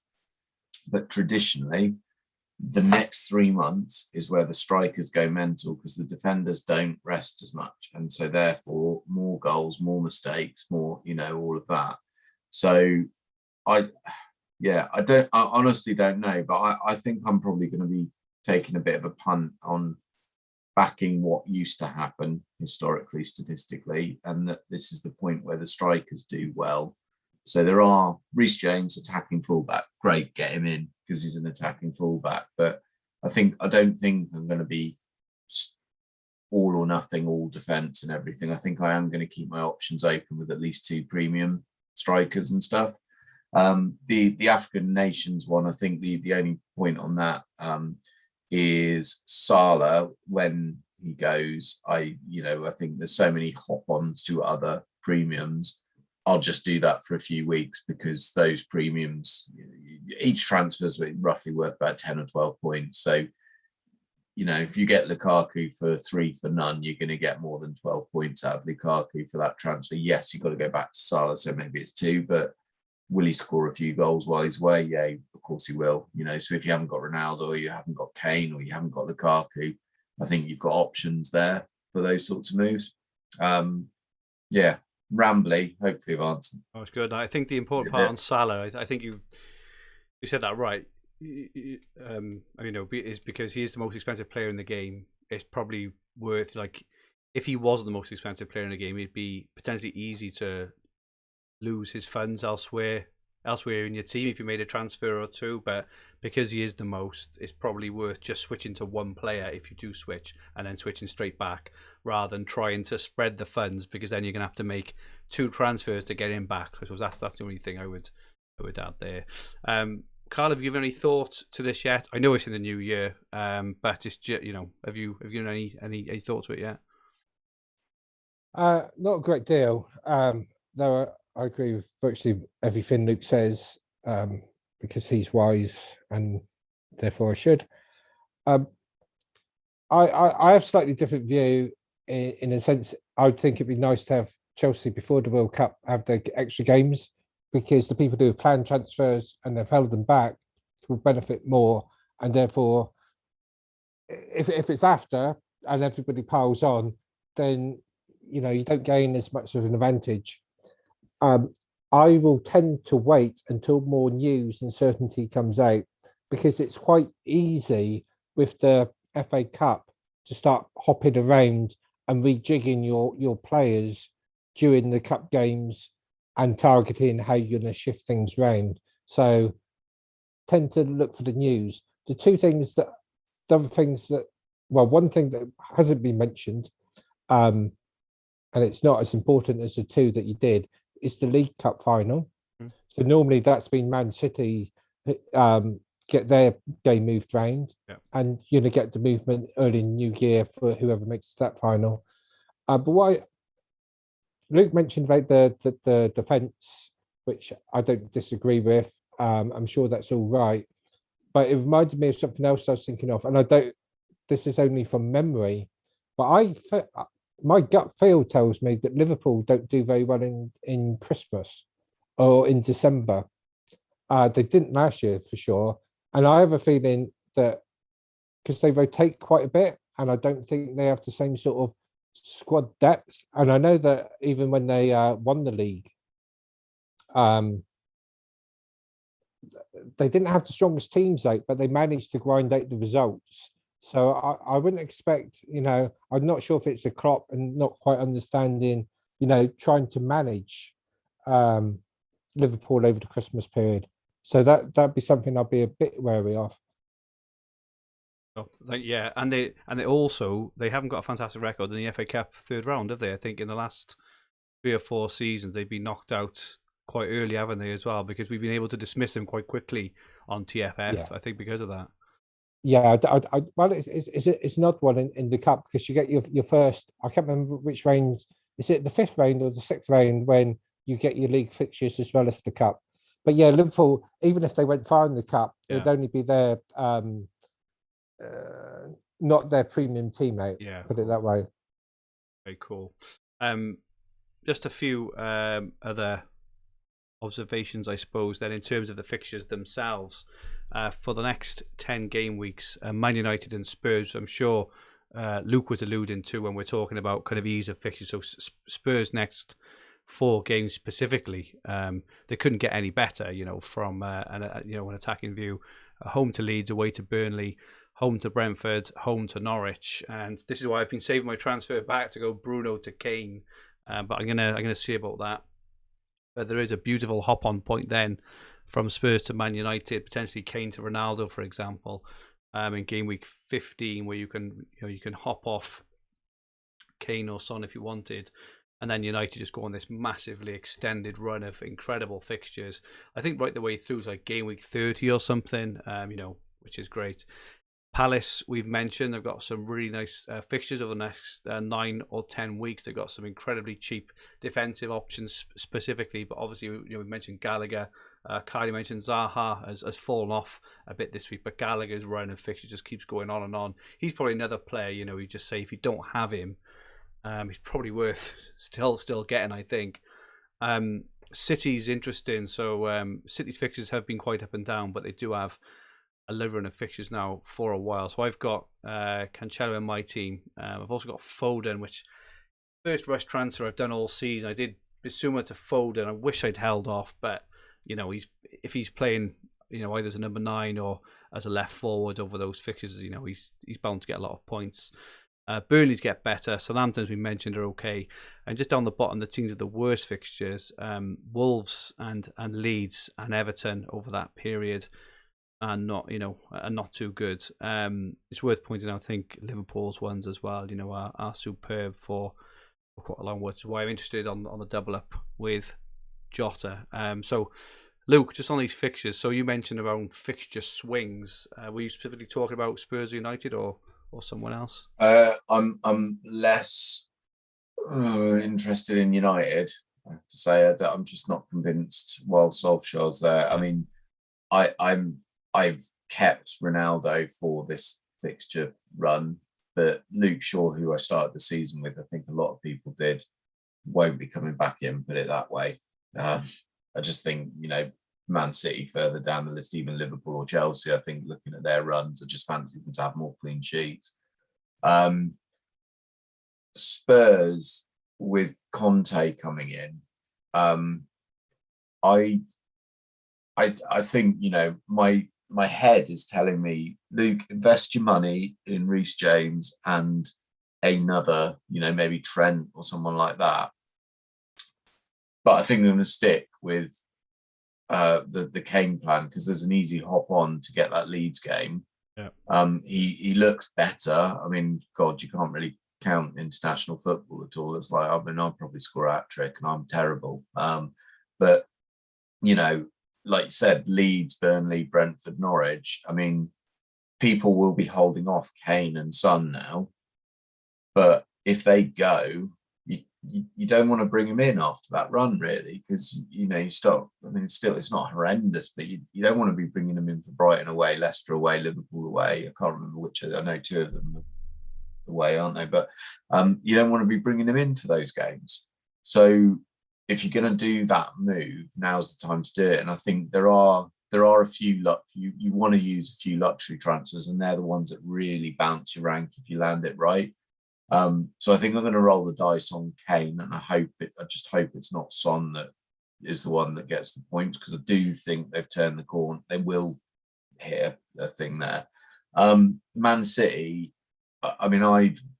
the Laporte move was part of a wider plan to get on City as their fixtures turn, because their fixtures weren't that great first 10 in the season, and now they're I think they're fixture proof, but they are. There's some really nice ones, 60, Wolves, Leeds, Newcastle, Leicester, that little run there, Watford before that 5 there is what I really want. And Aston Villa's actually shown as a red fixture at the moment. Can't see that. I mean, Adam Hopcroft, even he would probably admit that they're not any great shakes. So I think, probably no brainer, but City, if you can get them in, I'd prioritise them over anybody other than maybe Reece James, a City defender, if you haven't got any. If you haven't got Cancelo, that's just a must. That's just a no-brainer. I think it ultimately comes down to, if you haven't got Ronaldo or Kane or both, you could get some real significant gains, because we saw in the previous slide that Ronaldo's involved in a fair amount. Kane will play. He is now going to play a centre forward. Right, he has been playing as laughably a defensive midfielder in most forums, is what they're describing him. He is going to be playing as centre forward. Spurs will be better under Conte. They're not going to be as defensive, and you could not wish for a better 4 fixtures. Is he fit? Don't know, but I'm going to take a punt there, I think. So yeah, Spurs intrigue me, may break my season. Man United, Ronaldo, yeah, pretty good, but I would be prioritising Man City and Reece James, I think, looking at the fixtures, if you haven't got them. Yeah, really good. I'm very much stuck between, because I saved my money back to do Bruno, Kane, but as I kind of mentioned earlier, by not doing a transfer, it's benefiting me this season, because I also look at Bruno's fixtures. Don't do it, mate. You're ahead of me in the mini league, so don't do it. Don't do it. But United's fixtures go fantastic from 16. Like I say, I do admit he's overvalued, but he's obviously overvalued in terms of if you're not spending all your budget, whereas actually I'm not having to save anywhere. And he has, I think it's 51 points this season, Bruno, albeit he did score 17 of those on the opening day. But I am tempted by this Jared Bowen and Jota plan instead, I must say, and not go for that second premium. Be interesting if you end up with 1 premium versus me with 3. Good little experiment. It would. Well, it would be, and yeah, I'm still not sure what to do. I'm very stumped, and I've got different teams. Like I say, I've got 3 similar teams in the in a top 1K, but my main team, my feature team, which I show on here, which is in like a lot of mini leagues, is the one, I really, really want to do very well. So it does seem a bit of a season-defining moment because it's such a structural move. It's not even something that, if I do go forward in Jota, I can't get to Kane, and that's the end of it. So it is. You got transfers back, mate. You don't. Oh, I know, but no, I want to save him back. I want to. The way I've been playing, and I changed the way last year. Actually, this whole pile-on thing is my game now. Is how I play, and it's piling on teams rather than players when they have these, month-long insane run of games in terms of both volume and quality. That's what I tend to jump on now, rather than individual premium players, if that makes sense. So, like Man City, like Chelsea, with this World Club Cup thing and this, but which I think we'll see all the benefits in the second half of the season. Karl, looking at the fixtures, what are your kind of initial thoughts? Who's turning you on apart from Luke? Yeah. The response to that one. Anyway, so I'm not in the same position as you, and I would be sitting on my hands and waiting to attack much later on during the year. When you get the extra games through cup games, etc. I've already got Kane, but so I will be keeping him at least for the short term. Yeah. And how do I sort of change my team going forward? I don't know.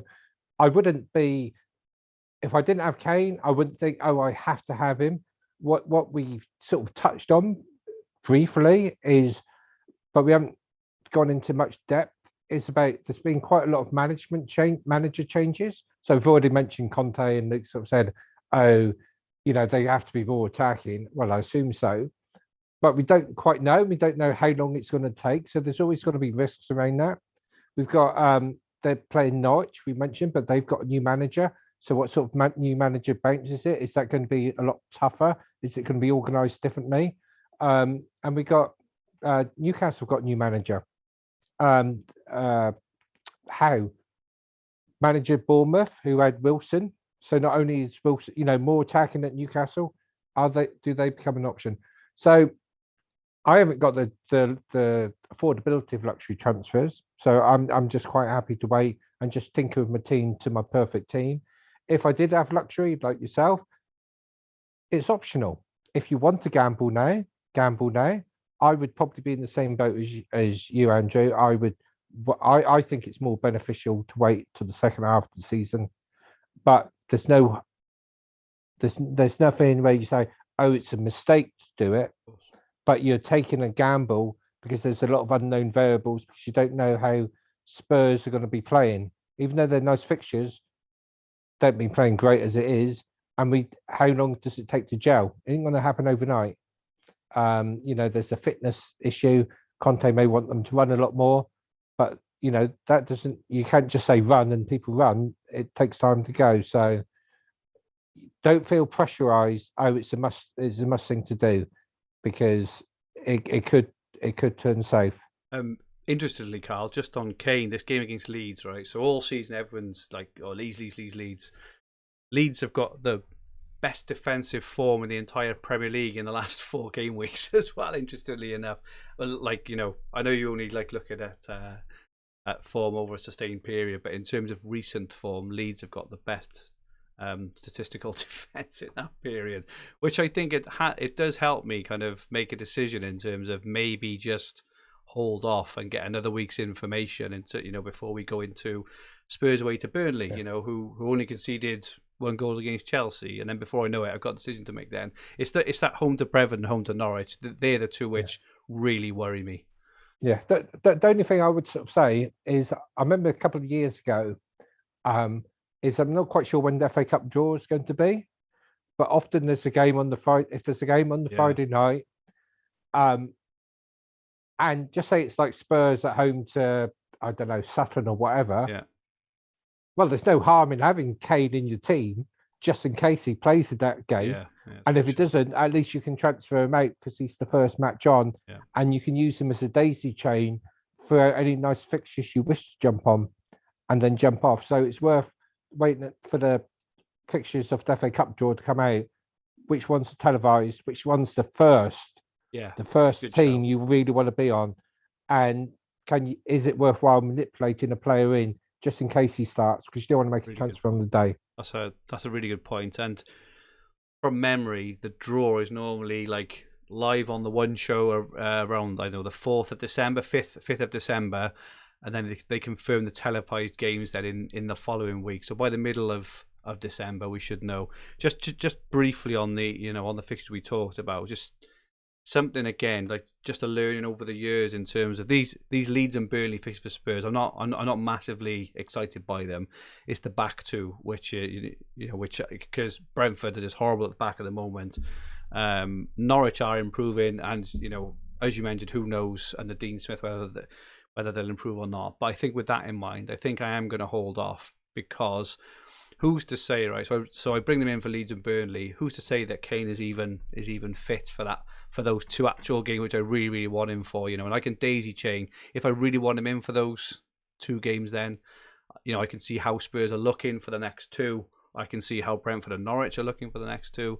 I can see how the fixtures land as well, and it may just not be worth it for me. So, I suppose just a bit of thinking out loud there in terms of those who are wondering whether or not to go on to Kane or not. Is this is the beauty of Telegraph above every other game, is because there's no captaincy.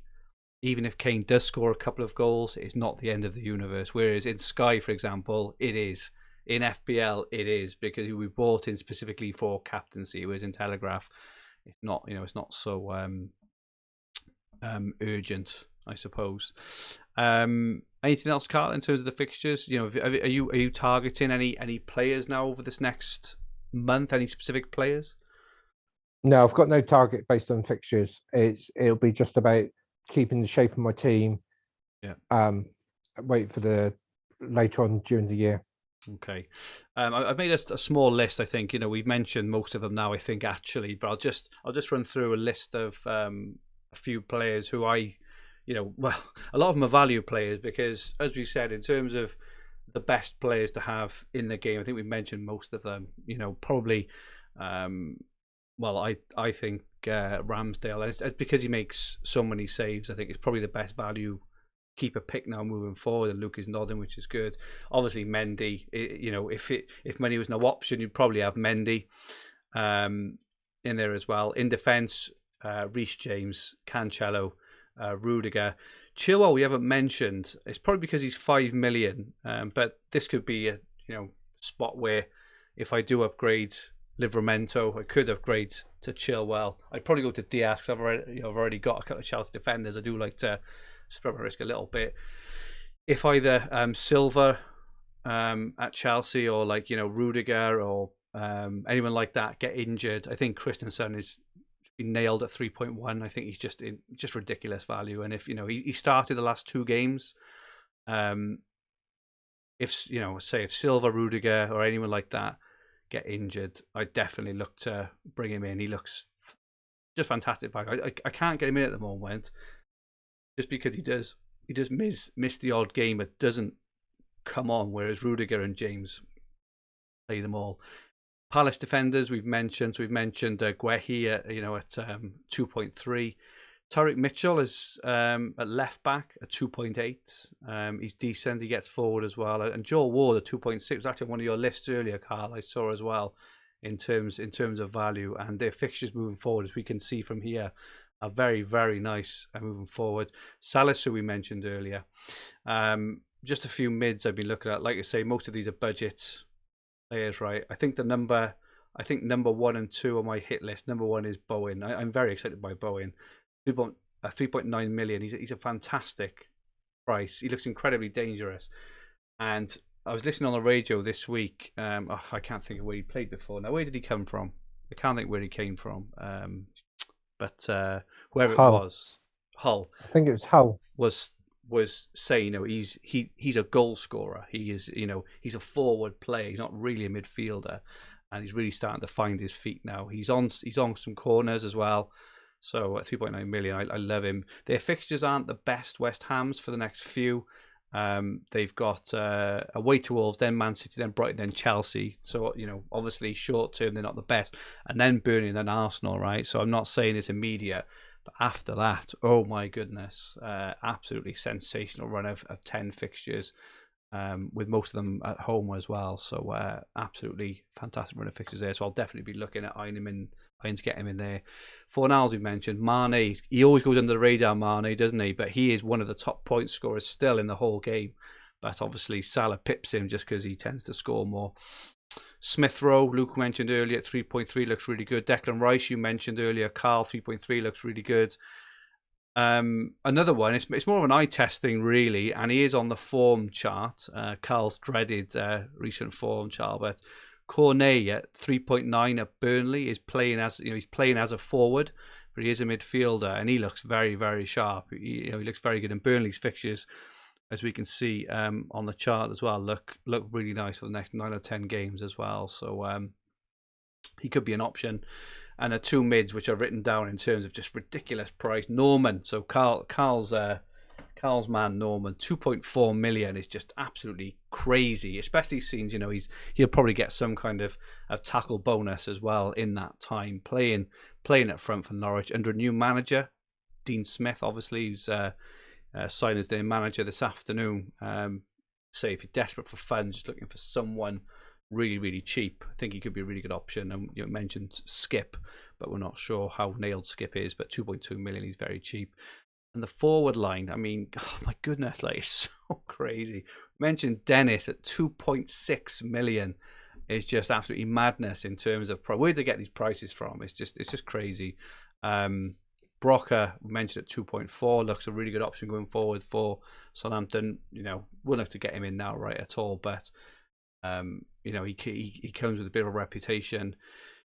Josh King at Watford, we mentioned at 3.4 as well. Adam Armstrong at Southampton, 3.7 million, very, very cheap. Not like normally we don't get these sorts of players starting in the Premier League at these prices. And even Hwang at Wolves at 3.4 million, again, he's just crazy, crazy cheap for us. So all these are just cheap options. But the one I've got my eye on, as I've mentioned already, is Diogo Jota at 4.7 million. I think he'll start a lot of games over the next 9 or 10 game weeks, and I just think he'll get a lot of points. Liverpool have got the best XG in the league by a mile, followed by West Ham. Actually, I think now. They just got loads of goals. When he plays, he tends to play up front. The other week when Firmino scored a hat-trick, I had Jota sat on my bench in FPL. And I was just thinking, if he'd have been there, he scored all those points while missing out on that match as an example as well. 4.7 million. Boom. I think he's going to be in my team soon. It's great fact. I've been considering Mane and Salah are so expensive as well. I mean, I know earlier I was like, I still think there are better value people in the game, and long term, maybe not for me, but he's. I'm very worried about not owning him in some other formats. Put it this way. Yeah, he just looks superb, and just off the back of the conversations we've had, as I say, we've got a very, very loose plan potentially over the next few weeks. I don't mean this week, next week, maybe the week after that. But Livramento and Bruno to Bowen and Jota looks very enticing to me at some point. I may even do Bruno to Jota sooner rather than later, which leaves me that point at any time to move whenever I want from Livramento, or if another gets injured as well. So anything to add to that, gents, at all? In terms of anyone else you've missed, maybe? Quite an extensive list. I think between the three of us, we've given quite an extensive list. The last. I mean, you've just broken the record on our pod on that last little spiel. I think with all the players you're considering. So it's not considering. They're just value. They're just if anyone's interested, they're just crazy amount of. It's so cheap. It's just nuts. It's a good season, this, because last season there were so few options. This season, you're right. There's so many. And I'm really enjoying it for that fact that there's not too many teams that are the same. Same. Okay, we've had some questions in off Twitter, off our Hub WhatsApp group, and also via email. So let's go through a few of these questions. So first, a very specific one. So this is off, I think it's Peter Marshall in our WhatsApp group. Weighing up a double transfer of Bruno and White for Foden and one of Diaz or Chilwell. So he already has Cancelo, James, Rudiger and Trent. What are your thoughts? So Karl, can I ask you this one? So a double transfer of Bruno and Ben White for Foden and one of Diaz or Chilwell. What do you think of that move? I think it's a very good move. I'm not a big. I think Bruno is overpriced from the way Man United are playing, and therefore I'd sort of go out. Man City will be returns a lot better. Man City and Chelsea return better than Arsenal. So I think it's a perfectly good move. Diaz or Chilwell, I think has got more attacking returns in him. So I'd probably go Chilwell and Foden. I haven't looked into Foden that much, but because generally I know he's been playing a very attacking role. I know you're disappointed with buying him, which I'm a bit surprised to hear about. I would have thought he's a good price without researched it too much. He's 4.6 million. I'm not sure I'm disappointed. It was just the one move I've done where I didn't need to do it. So every transfer I've made this season, I've been very very calculated with, if you know what I mean. And I think Foden just scored that 2 goals against Brighton. He just looked sensational. He hasn't done anything since. But I think moving forward, I'm happy to hold him. Obviously, yeah. I think it's a very good move. Of course, he could consider Bowen instead of Foden. Could do, right? But there are other options there. But making those 2 transfers look good. Luke, what about you? Yeah, I mean, I'm playing a bit of devil's advocate because I think certainly long term, right? The Diaz or Chilwell, I think, is a good move. Foden looks phenomenal, but every time I own him in TFF, he's a trap every single year on year, right? So 1 year it's not going to be, but I mean, I think the only thing that I would weigh as a counter argument is Man United are top of the fixture ticker, yeah, and Arsenal are now in good form.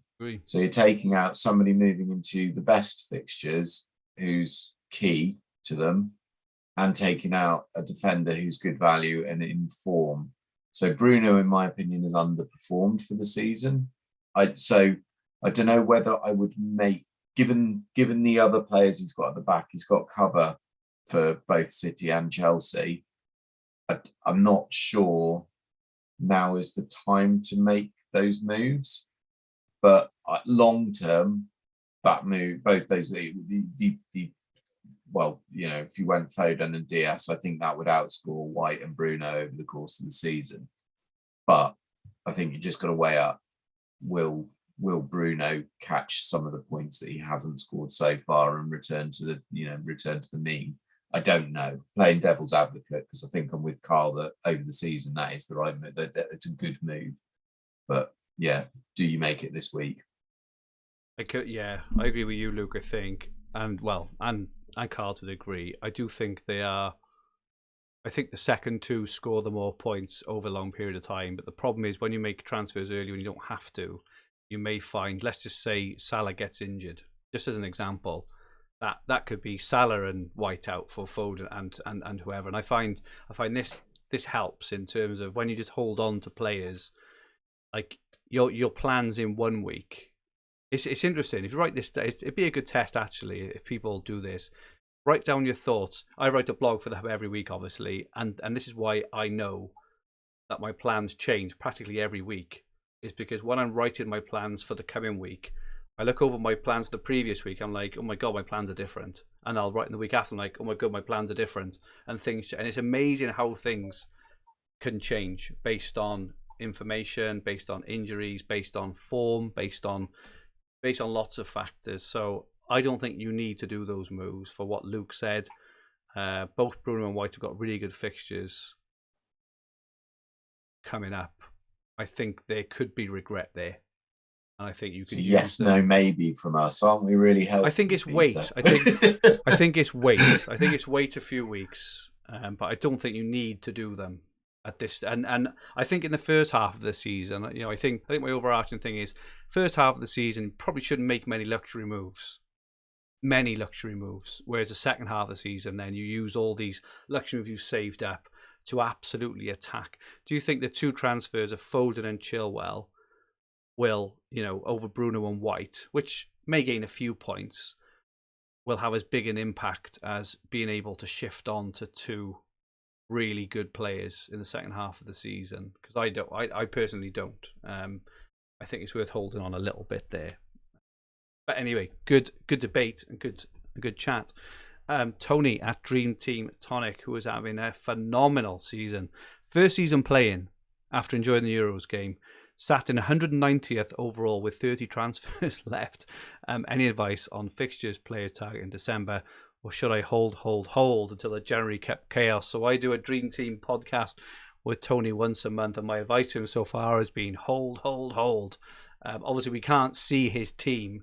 Karl, can I ask you first, in terms of his position, he's obviously very, very high up, 190th, 30 transfers left. His team, I believe, is in reasonably good shape. He hasn't got many problems. Would you advise him to try and make transfers to hold rank or increase rank? Or do you think, potentially by not making transfers, he starts to slide down a little bit like Luke has, I suppose, but then use all that collateral to attack the second half? Okay. So in many ways, forget about your rank, I would say, and I'd hold transfers until second half of the season. Just transfers to fix problems. Yeah. Then I'd build them up, and then the more transfers you got, the bigger your attack can be, and you know how much risk you should be taking. So my advice would be hold, unless there's fundamentally something within this team that he thinks he needs to change because it needs fixing. If it don't need fixing, don't worry about it. Yeah, that's good advice. Luke is nodding, and I think here, that what he said. Yeah, no, same. And it's back to that kind of Bruno and White thing. It's the same sort of argument there, Tony. McFlurious, another one, playing first season. Best Tielemans replacement, carrying a 5-4-1. Already have Gallagher, Rafinha, Salah, Ronaldo. He's in the top 500 with 34 transfers. That's great. We thought we were doing well. All these guys are absolutely smashing it. Well, I thought the first thing with Tielemans is if he's only missing for a week, I just leave him because he's doing well, I think. If he's only missing a week or two, I personally leave him. But guys, if you that question by Luke, I come to you first on this one. Very easy. You've Jota. Just same price, aren't they? They are rough. Tielemans is expensive, so I don't know if you I think they're within a 0.1, 0.2 of each other. So Jota, man. If he's not there, jump on Jota. He's 5-4-1, so he can. Yeah, he can. You're right. Yeah. You can't. I'd say go for a defender, but that's case in point. If he's got 5 defenders, easy. If Tielemans is only out for a week or two, would you just hold on to Tielemans or not? Or would you? Jota will outscore Tielemans. No, he don't get me wrong. Tielemans brilliant and he's a great season pick, but if you spot an undervalued striker, and I know I'm probably sounding like I'm arguing against myself from earlier, but I don't think the strikers are value. But Tielemans, if you've got him in your team, he's a placeholder for Conor Gallagher to free up 2 million because they're going to score the same points over the season. But you start with Tielemans because he's starting. Yes, so I think you free up 2 million and go down, or you get a striker like that, Antonio, in a couple of weeks or whatever. But I if I was in that position, I'd be jumping on Jota. Karl, what would your advice be? Similar to Luke's, I would move on of Tielemans. Did we say he's got 5 at the back? Yeah, so 5-4-1. Yeah, 5-4-1. It depends on his other players because there's a whole host of different options. Gallagher, to me, Gallagher's a must, Yeah, he's got Gallagher. and Salah is a must. Yep. Then it depends on who is like forward is on the mid. I'm in your shoes. I would be looking, about Bowen, but does that free up money? And I don't like spare money in the bank, but I think Bowen's a better choice than Jota myself. I'm not a big fan of Jota for some reason. Okay. We have a Jota and a Bowen, and I would say either Jota or Bowen. I'd probably go for Jota first, just because Bowen's fixture's a bit tough for the next 4 or 5. But yeah, hopefully that's helped you there. We have a few questions now then. I think we've answered quite a lot of them, hopefully, but Simon Baldock absolutely loves the Telegraph. Spurs, if you haven't already answered it, the Hub's fixture ticker and predictions have Spurs as a team sitting third and plays in the top 10 for points scored. Outside of the obvious, Son and Kane, is there anyone else we're considering from Spurs at all? I don't think I personally am. I'm even contemplating Son and Kane personally. Who would I go to last time? Karl, can I come to you first on this one? Any Spurs players at all? Well, obviously I got Højbjerg in midfield. Oh, of course you have, yeah. Not that I would recommend anybody else to be that stupid. But seriously, if I was looking at Spurs, I would monitor them over the next few weeks and see what Conte brings, because from what I hear, only on the Twitter sphere, is about the way he plays his wing backs. So maybe is it Davis or is it Religon on the other flank? And are they getting forward? Are they creating chances? So I wouldn't recommend. Well, the problem is the fixtures are now, and we haven't got evidence until after they've probably finished. But the 2 wing backs may be punty at this stage. So Reguilon is 3.9, and Emerson Royal, who is obviously their new right back from Barcelona, is 3.2, who could be interesting, if they improve. Yeah, but these are all punty because to bring those in, not only you punting about what Spurs are going to do, it means if you've got like TAA, two City, 2 Chelsea, they would need to go, and I would be very reluctant to do that. Luke, what do you think? Other than Son or Kane, Reguilon is the only one to consider, but probably not for Telegraph. Same price as Reece James, so no, I don't think. Just interestingly, out of Son or Kane, this was a dilemma I had a couple of weeks ago. I still haven't resolved it. Like, obviously, with Son, Son, according to all the stats, is like far more dangerous than Kane all of this season. In I think in practically every aspect. And Son has got an outside chance. He won't get many, but he's obviously got an outside chance of getting some bonus for tackling as well, obviously, whereas Kane hasn't. Is your choice still Kane over Son based on what you've seen this season? Just going off like historical, the last 4 years. Harry Kane, the defensive midfielder, and you're saying he can't get tackled by him. You're having a laugh. He sits in the centre circle. Kane, the CDM. Yeah. I think if it comes down straight to this season's weird, by the way, but it comes straight down to pens. Now in TFF, the price difference should be about 1 million between Son and Kane, and it's Kane's at 7, Son's at 6.6. So it's not even a debate for me. Like, great, yeah, Son's got the points on the board. End of the season, who's going to have more points? Kane does every single season. Yeah. So I will back Kane unless he's injured. Will do. But if neither of them had pens, and I don't know, Lloris had pens for randomness, I would still probably go Kane, because he's the one that has those mega hauls in him. And I know it's not for captaincy or anything like that, but I just think he's the talisman. Son is the runner. So yeah, in this game, because of the price, the lack of price difference, it would be Kane. In other formats, I think Son is the better pick because the price difference is so great. Thank you very much. Yeah, it's hard to argue there. I just noticed just in front of me, it's probably worth shouting out, just of all the top point scorers so far this season. I mentioned Bowen is for He's 8th in this list, but he is the only player under 10% owned in the top 9 or 10 players. Actually, in the top 11 players, he's only 5% owned. Bowen, whereas Mane is 13% owned. Everyone else then is well over 15% owned. So just another, if you are looking for something a bit different, Bowen is very, very low owned for having a great season. Shout out to players. So this is again off Simon, who said Karl gave a great shout out to Conor Gallagher in the pre-season pod. Wish I had listened to Karl now. Don't we all? We all wish we listened to Karl more about everything. Anyway, can the panel please name one player you think will do well between now and the next TFF pod, which is going to be when? Yeah, that's. I would probably guess sometime. I think we should probably commit to probably sometime in January. I think. I don't think we'll have time to fit with this crazy few weeks now. Anyway, international break, isn't there? International break end of January, or maybe start of January.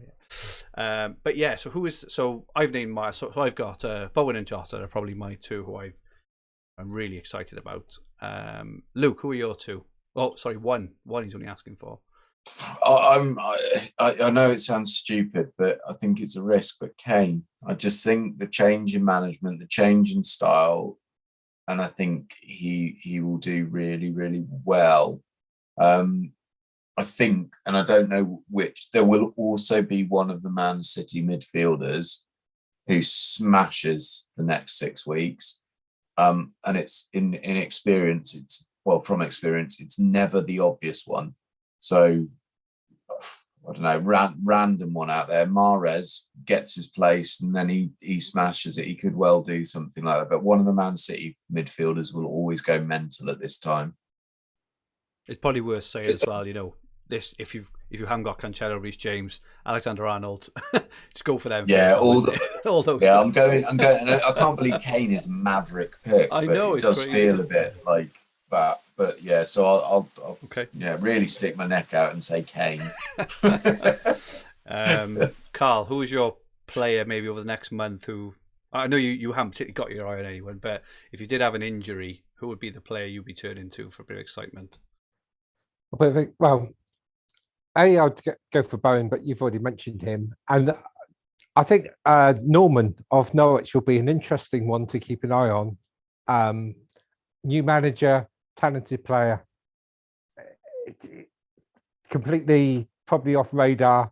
Probably a hell of a shout. I love that shout. Yeah, but I don't really know that much about him, but only because cheap for his price, he could perform and he could be a little dark horse. Yeah, no, agree. And lastly, off Simon, transfer strategy. So he's used 8 and just inside the top 5k. Unsure what to do now. Has never been in this position before. Only ever finished in the top 10k twice. Suggestions, please. How many transfers should we budget to have about Christmas? And again, player suggestions. C question 2. So already answered. About which players. I suppose my advice in terms of transfers. Assuming your team is set up pretty well, Simon. I don't see any need to. If you've used 8, if you can get to New Year by only using maybe another 6 or 7 and get to New Year with 25, you'll put yourself in a remarkably strong position for the second half of the season. It's what it's all about, and it's so undervalued and underrated.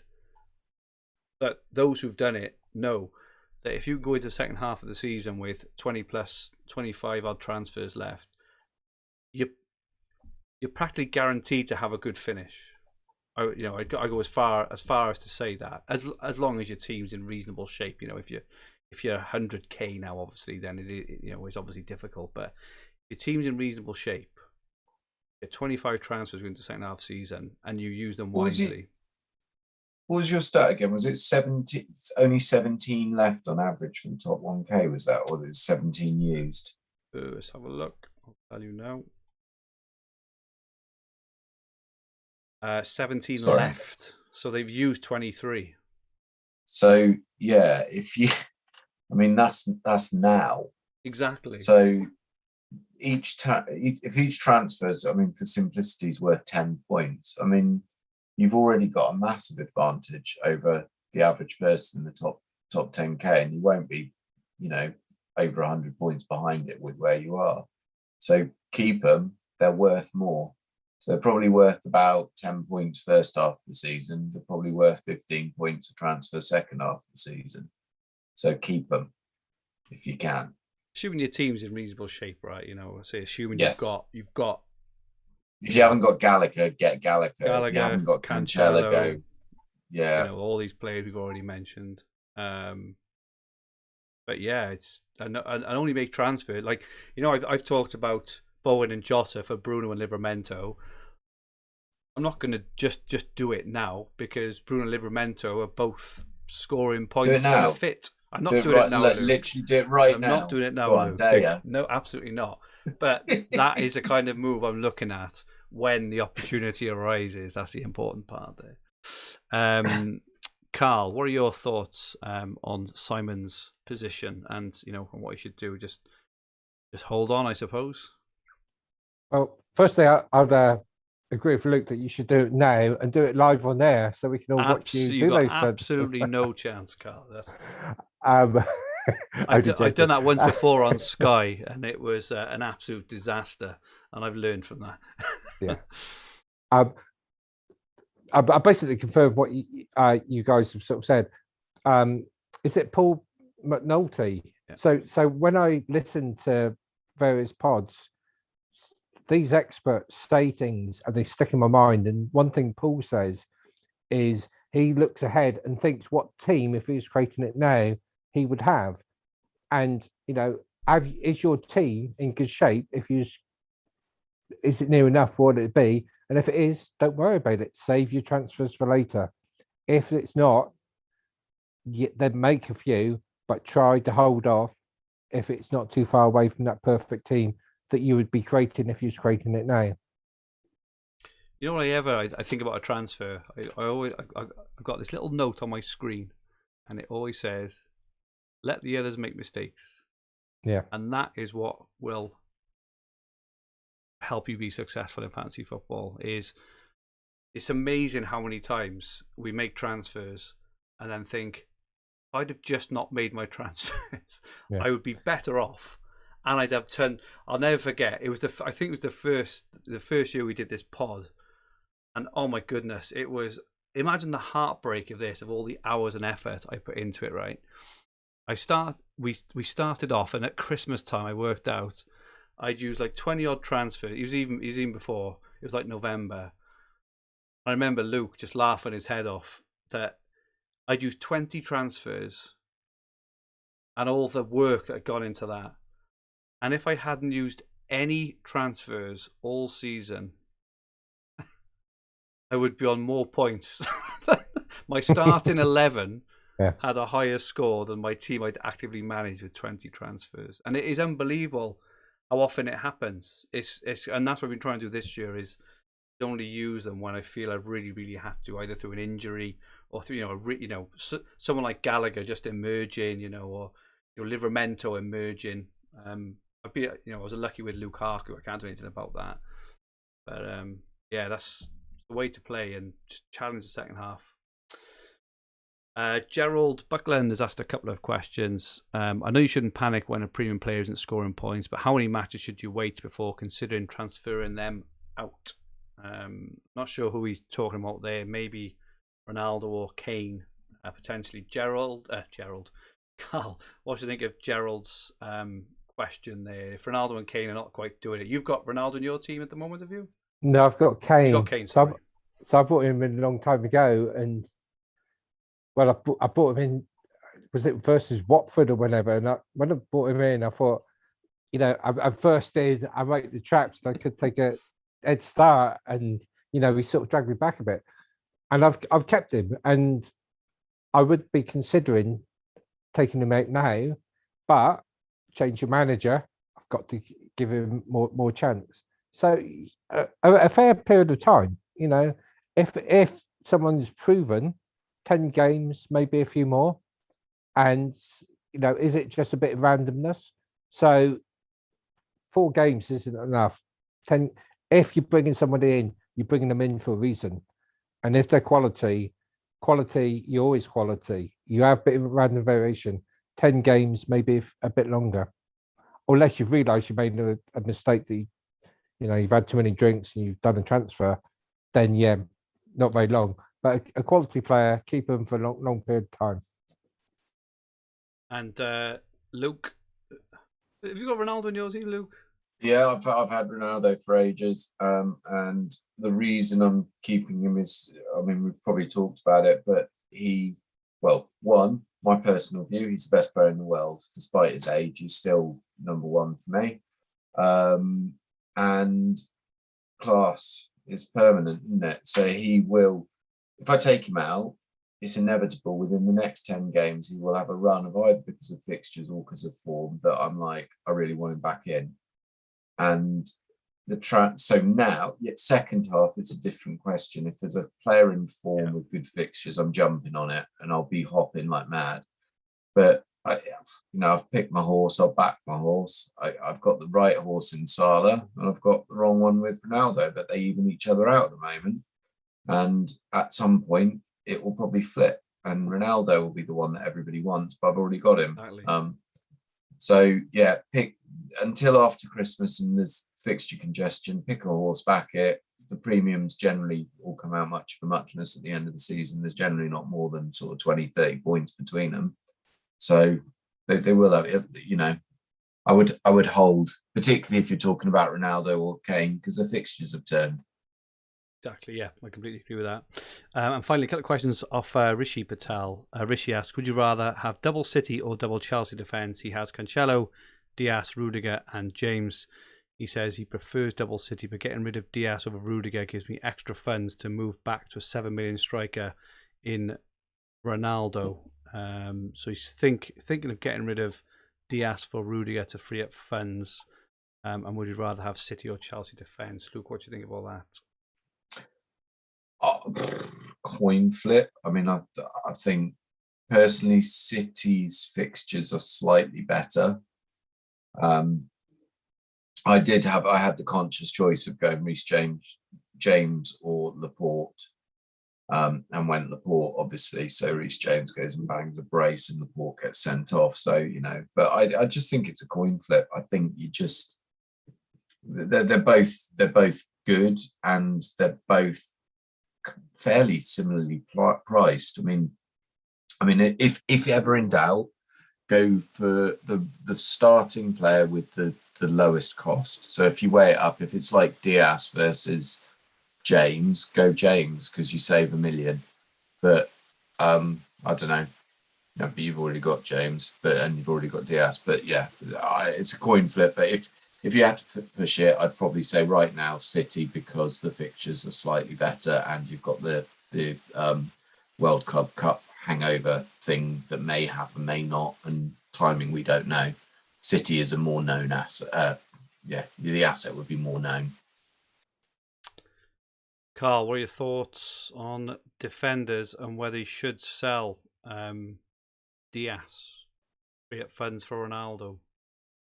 Well, I wouldn't do that myself. I wouldn't free up funds for Ronaldo by selling those defenders. So City, double City or double Chelsea, I'd have double both or triple and one.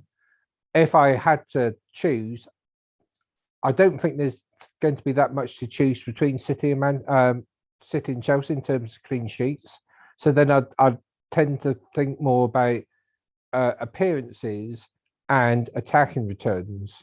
So I would have like a waterfall in order of, I would probably go Cancelo, James, Chilwell, and then so therefore it would be Chelsea, just based on the attacking returns. You may wish to weigh up about appearances, but with Alonso injured, that would be my order and selection. So probably double Chelsea if it's those ones. If you start to talk about Rudiger and Diaz, well, toss a coin because they'll be very similar numbers. Rudiger is like 1.5 million cheaper than Diaz. Then I'd probably go Rudiger because I think Chelsea are near enough as good as Man City in terms of clean sheets for the year. Same. Yeah, I think I wouldn't be getting rid of any of them, Richie. If anything, I'd be adding to them. Just won't get rid of them. And if you were to get rid of them, probably Diaz. As the guys have said, is look at the attacking upside. Of players like Trent, Cancelo, Chilwell, James, and players like this. The good thing about Telegraph, as opposed to some other games, especially Sky and FPL, is that you do get part clean sheets too. So even with Reece James, you do have that benefit that if he doesn't start and he comes on, which is very likely he comes on, he will get 4 points to keep a clean sheet. Whereas in other games, you obviously don't. But yeah, I would be ripping up my team to get Ronaldo or Kane in personally, because Diaz is probably gonna keep touch with them over a sustained period of time. Because even if Kane, even if Kane scores a couple of goals against Leeds and Diaz keeps a clean sheet at home to Everton, which is likely, Kane gets 12, Diaz gets 7. I mean, there's not like a massive thing in there for me to actually make that move anyway, personally. And the final question: what would your plans be with Salah over the time where he goes to play in AFCON, Salah and buybacks? We did touch on this earlier. Karl, if Salah was gone from, say, I don't know, the 28th of December all the way through to, say the end of January, would you look to move him on? Would be any chance of you keeping him? Bear in mind, probably miss about 4 games. Would you just sell and bring back straight after, or? I would sell and bring back at a later stage. That's one of the reasons of keeping transfers back anyway. Who for? I don't know. Yeah, is the short answer, because there's still so many unknown variables in terms of FA Cup fixtures and League Cup and World Cup, etc. But we look at at the time, look at FF stuff, look at our planner on the hub, and look who has the best. Yeah, most volume, best fixtures at that time. Oh, that's right. Yeah, you look at the fixtures and the FA Cup draw and who's on form and all that sort of stuff. But you'd wait. Yes. I can't sort of say who you do until you're closer to removes. And Luke, yourself? Oh, sorry. Muted again. No, I'll be Salah. I'll be off. That was a question, wasn't it? Oh, sorry, I lost you a second then, Luke. You kind of paused a second. You'd be just off and on, yeah? Yeah, I'll be off and on. Yeah, same. But I would do it. I would only do one move. I wouldn't spread the funds, as we mentioned earlier, because it's going to be hard to get him back. He's the most expensive player in the game. So we're about to wrap up. We are hitting a new record again, gents, for time, which is great. But just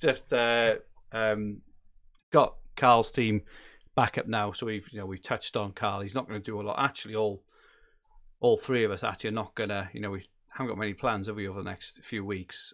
Karl's just disappeared. Oh, he's back. So that's Karl's team. For anyone who missed it earlier, hasn't really got many plans for the next month or so.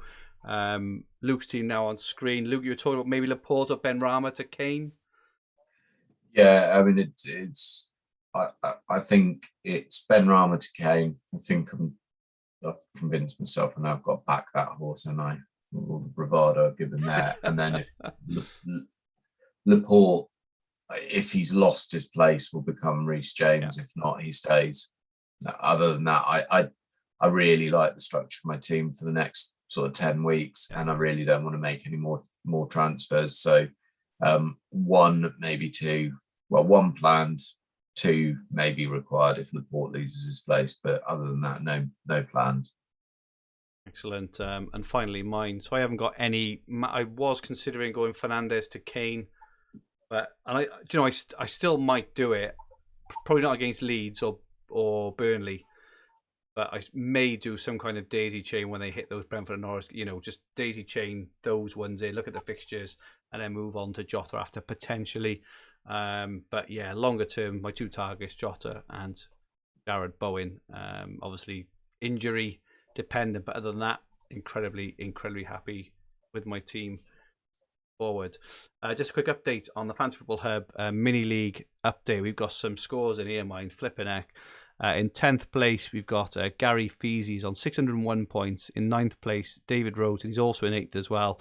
In 7th is, so we mentioned earlier, Dream Team Tonic Tony. So this team is in 193rd place overall, but it's only 7th in our Fantasy Football Hub £200 Members League.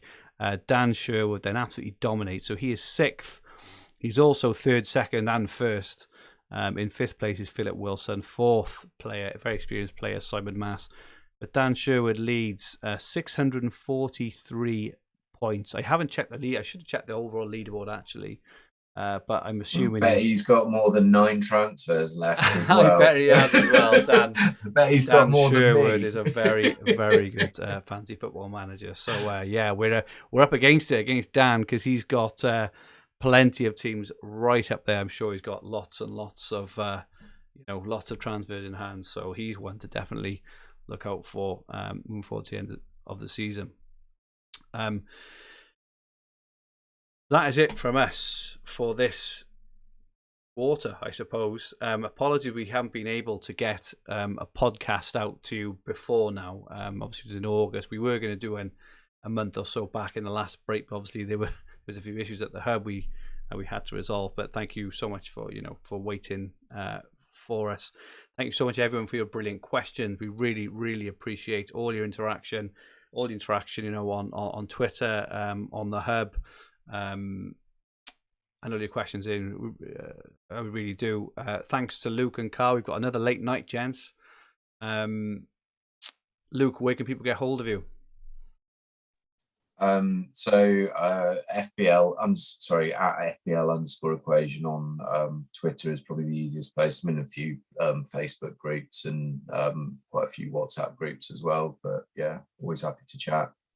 And Carl, thank you so much as usual for all your stats and your insights. Where can people get hold of you? Probably the best place is on Twitter at Darkest Jungle.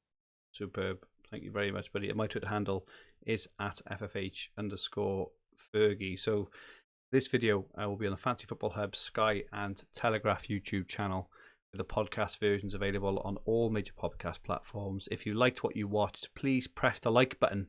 And remember to subscribe to the channel. The bottom right hand corner of the screen. If you enjoyed your listen, please rate the podcast, leave a comment. It would be much appreciated. Our handles on Twitter, Instagram and TikTok are at FFH_HQ. So please feel free to follow and ask any questions. Our website is fantasyfootballhub.co.uk, where you will find everything you need for fantasy football all under one roof, including player comparison tools, the fixture ticker, Opta stats, top player team reveals, and much, much more. Sky Planning Maestro Ian Parrin has built a Telegraph transfer planner for Fantasy Football Hub members. And for premium members, we have our dedicated Telegraph WhatsApp groups. All the links are in the description below to sign up. We've also partnered up with ffstuff.co.uk, which alongside the hub has the best Telegraph fantasy resources you could imagine. So take a look at ffstuff.co.uk, which also has incredible resources for Sky Fantasy, FPL, Sun Dream Team, Fan Team, and everything else. I reveal my Telegraph team amongst all my other fantasy teams every single week for Fantasy Football Hub members. Again, a link is in the description below if you want to see those. Paul McNulty, who's been having a bit of a break, will also be doing his every week as well going forward. He reveals his team's plans and transfers for every week for members of Fantasy Football Hub. And I also do my TFF weekly tips at telegraph.co.uk/fantasy-sport. I will leave that link in the description below as well. So I give transfer tips every week. I picked up some good ones recently. Reece James I picked out about a month back, and Chilwell, Gallagher last week. There's good stuff in there most weeks, not every week. I pick some bums as well, but I do try to give some decent picks week on week, and if you follow those, you will be doing pretty well, hopefully, roundabout now. Fantasy Football Hub has you completely covered for everything Telegraph Fantasy Football and fantasy football in general. So from all of us here, stay safe and good night all.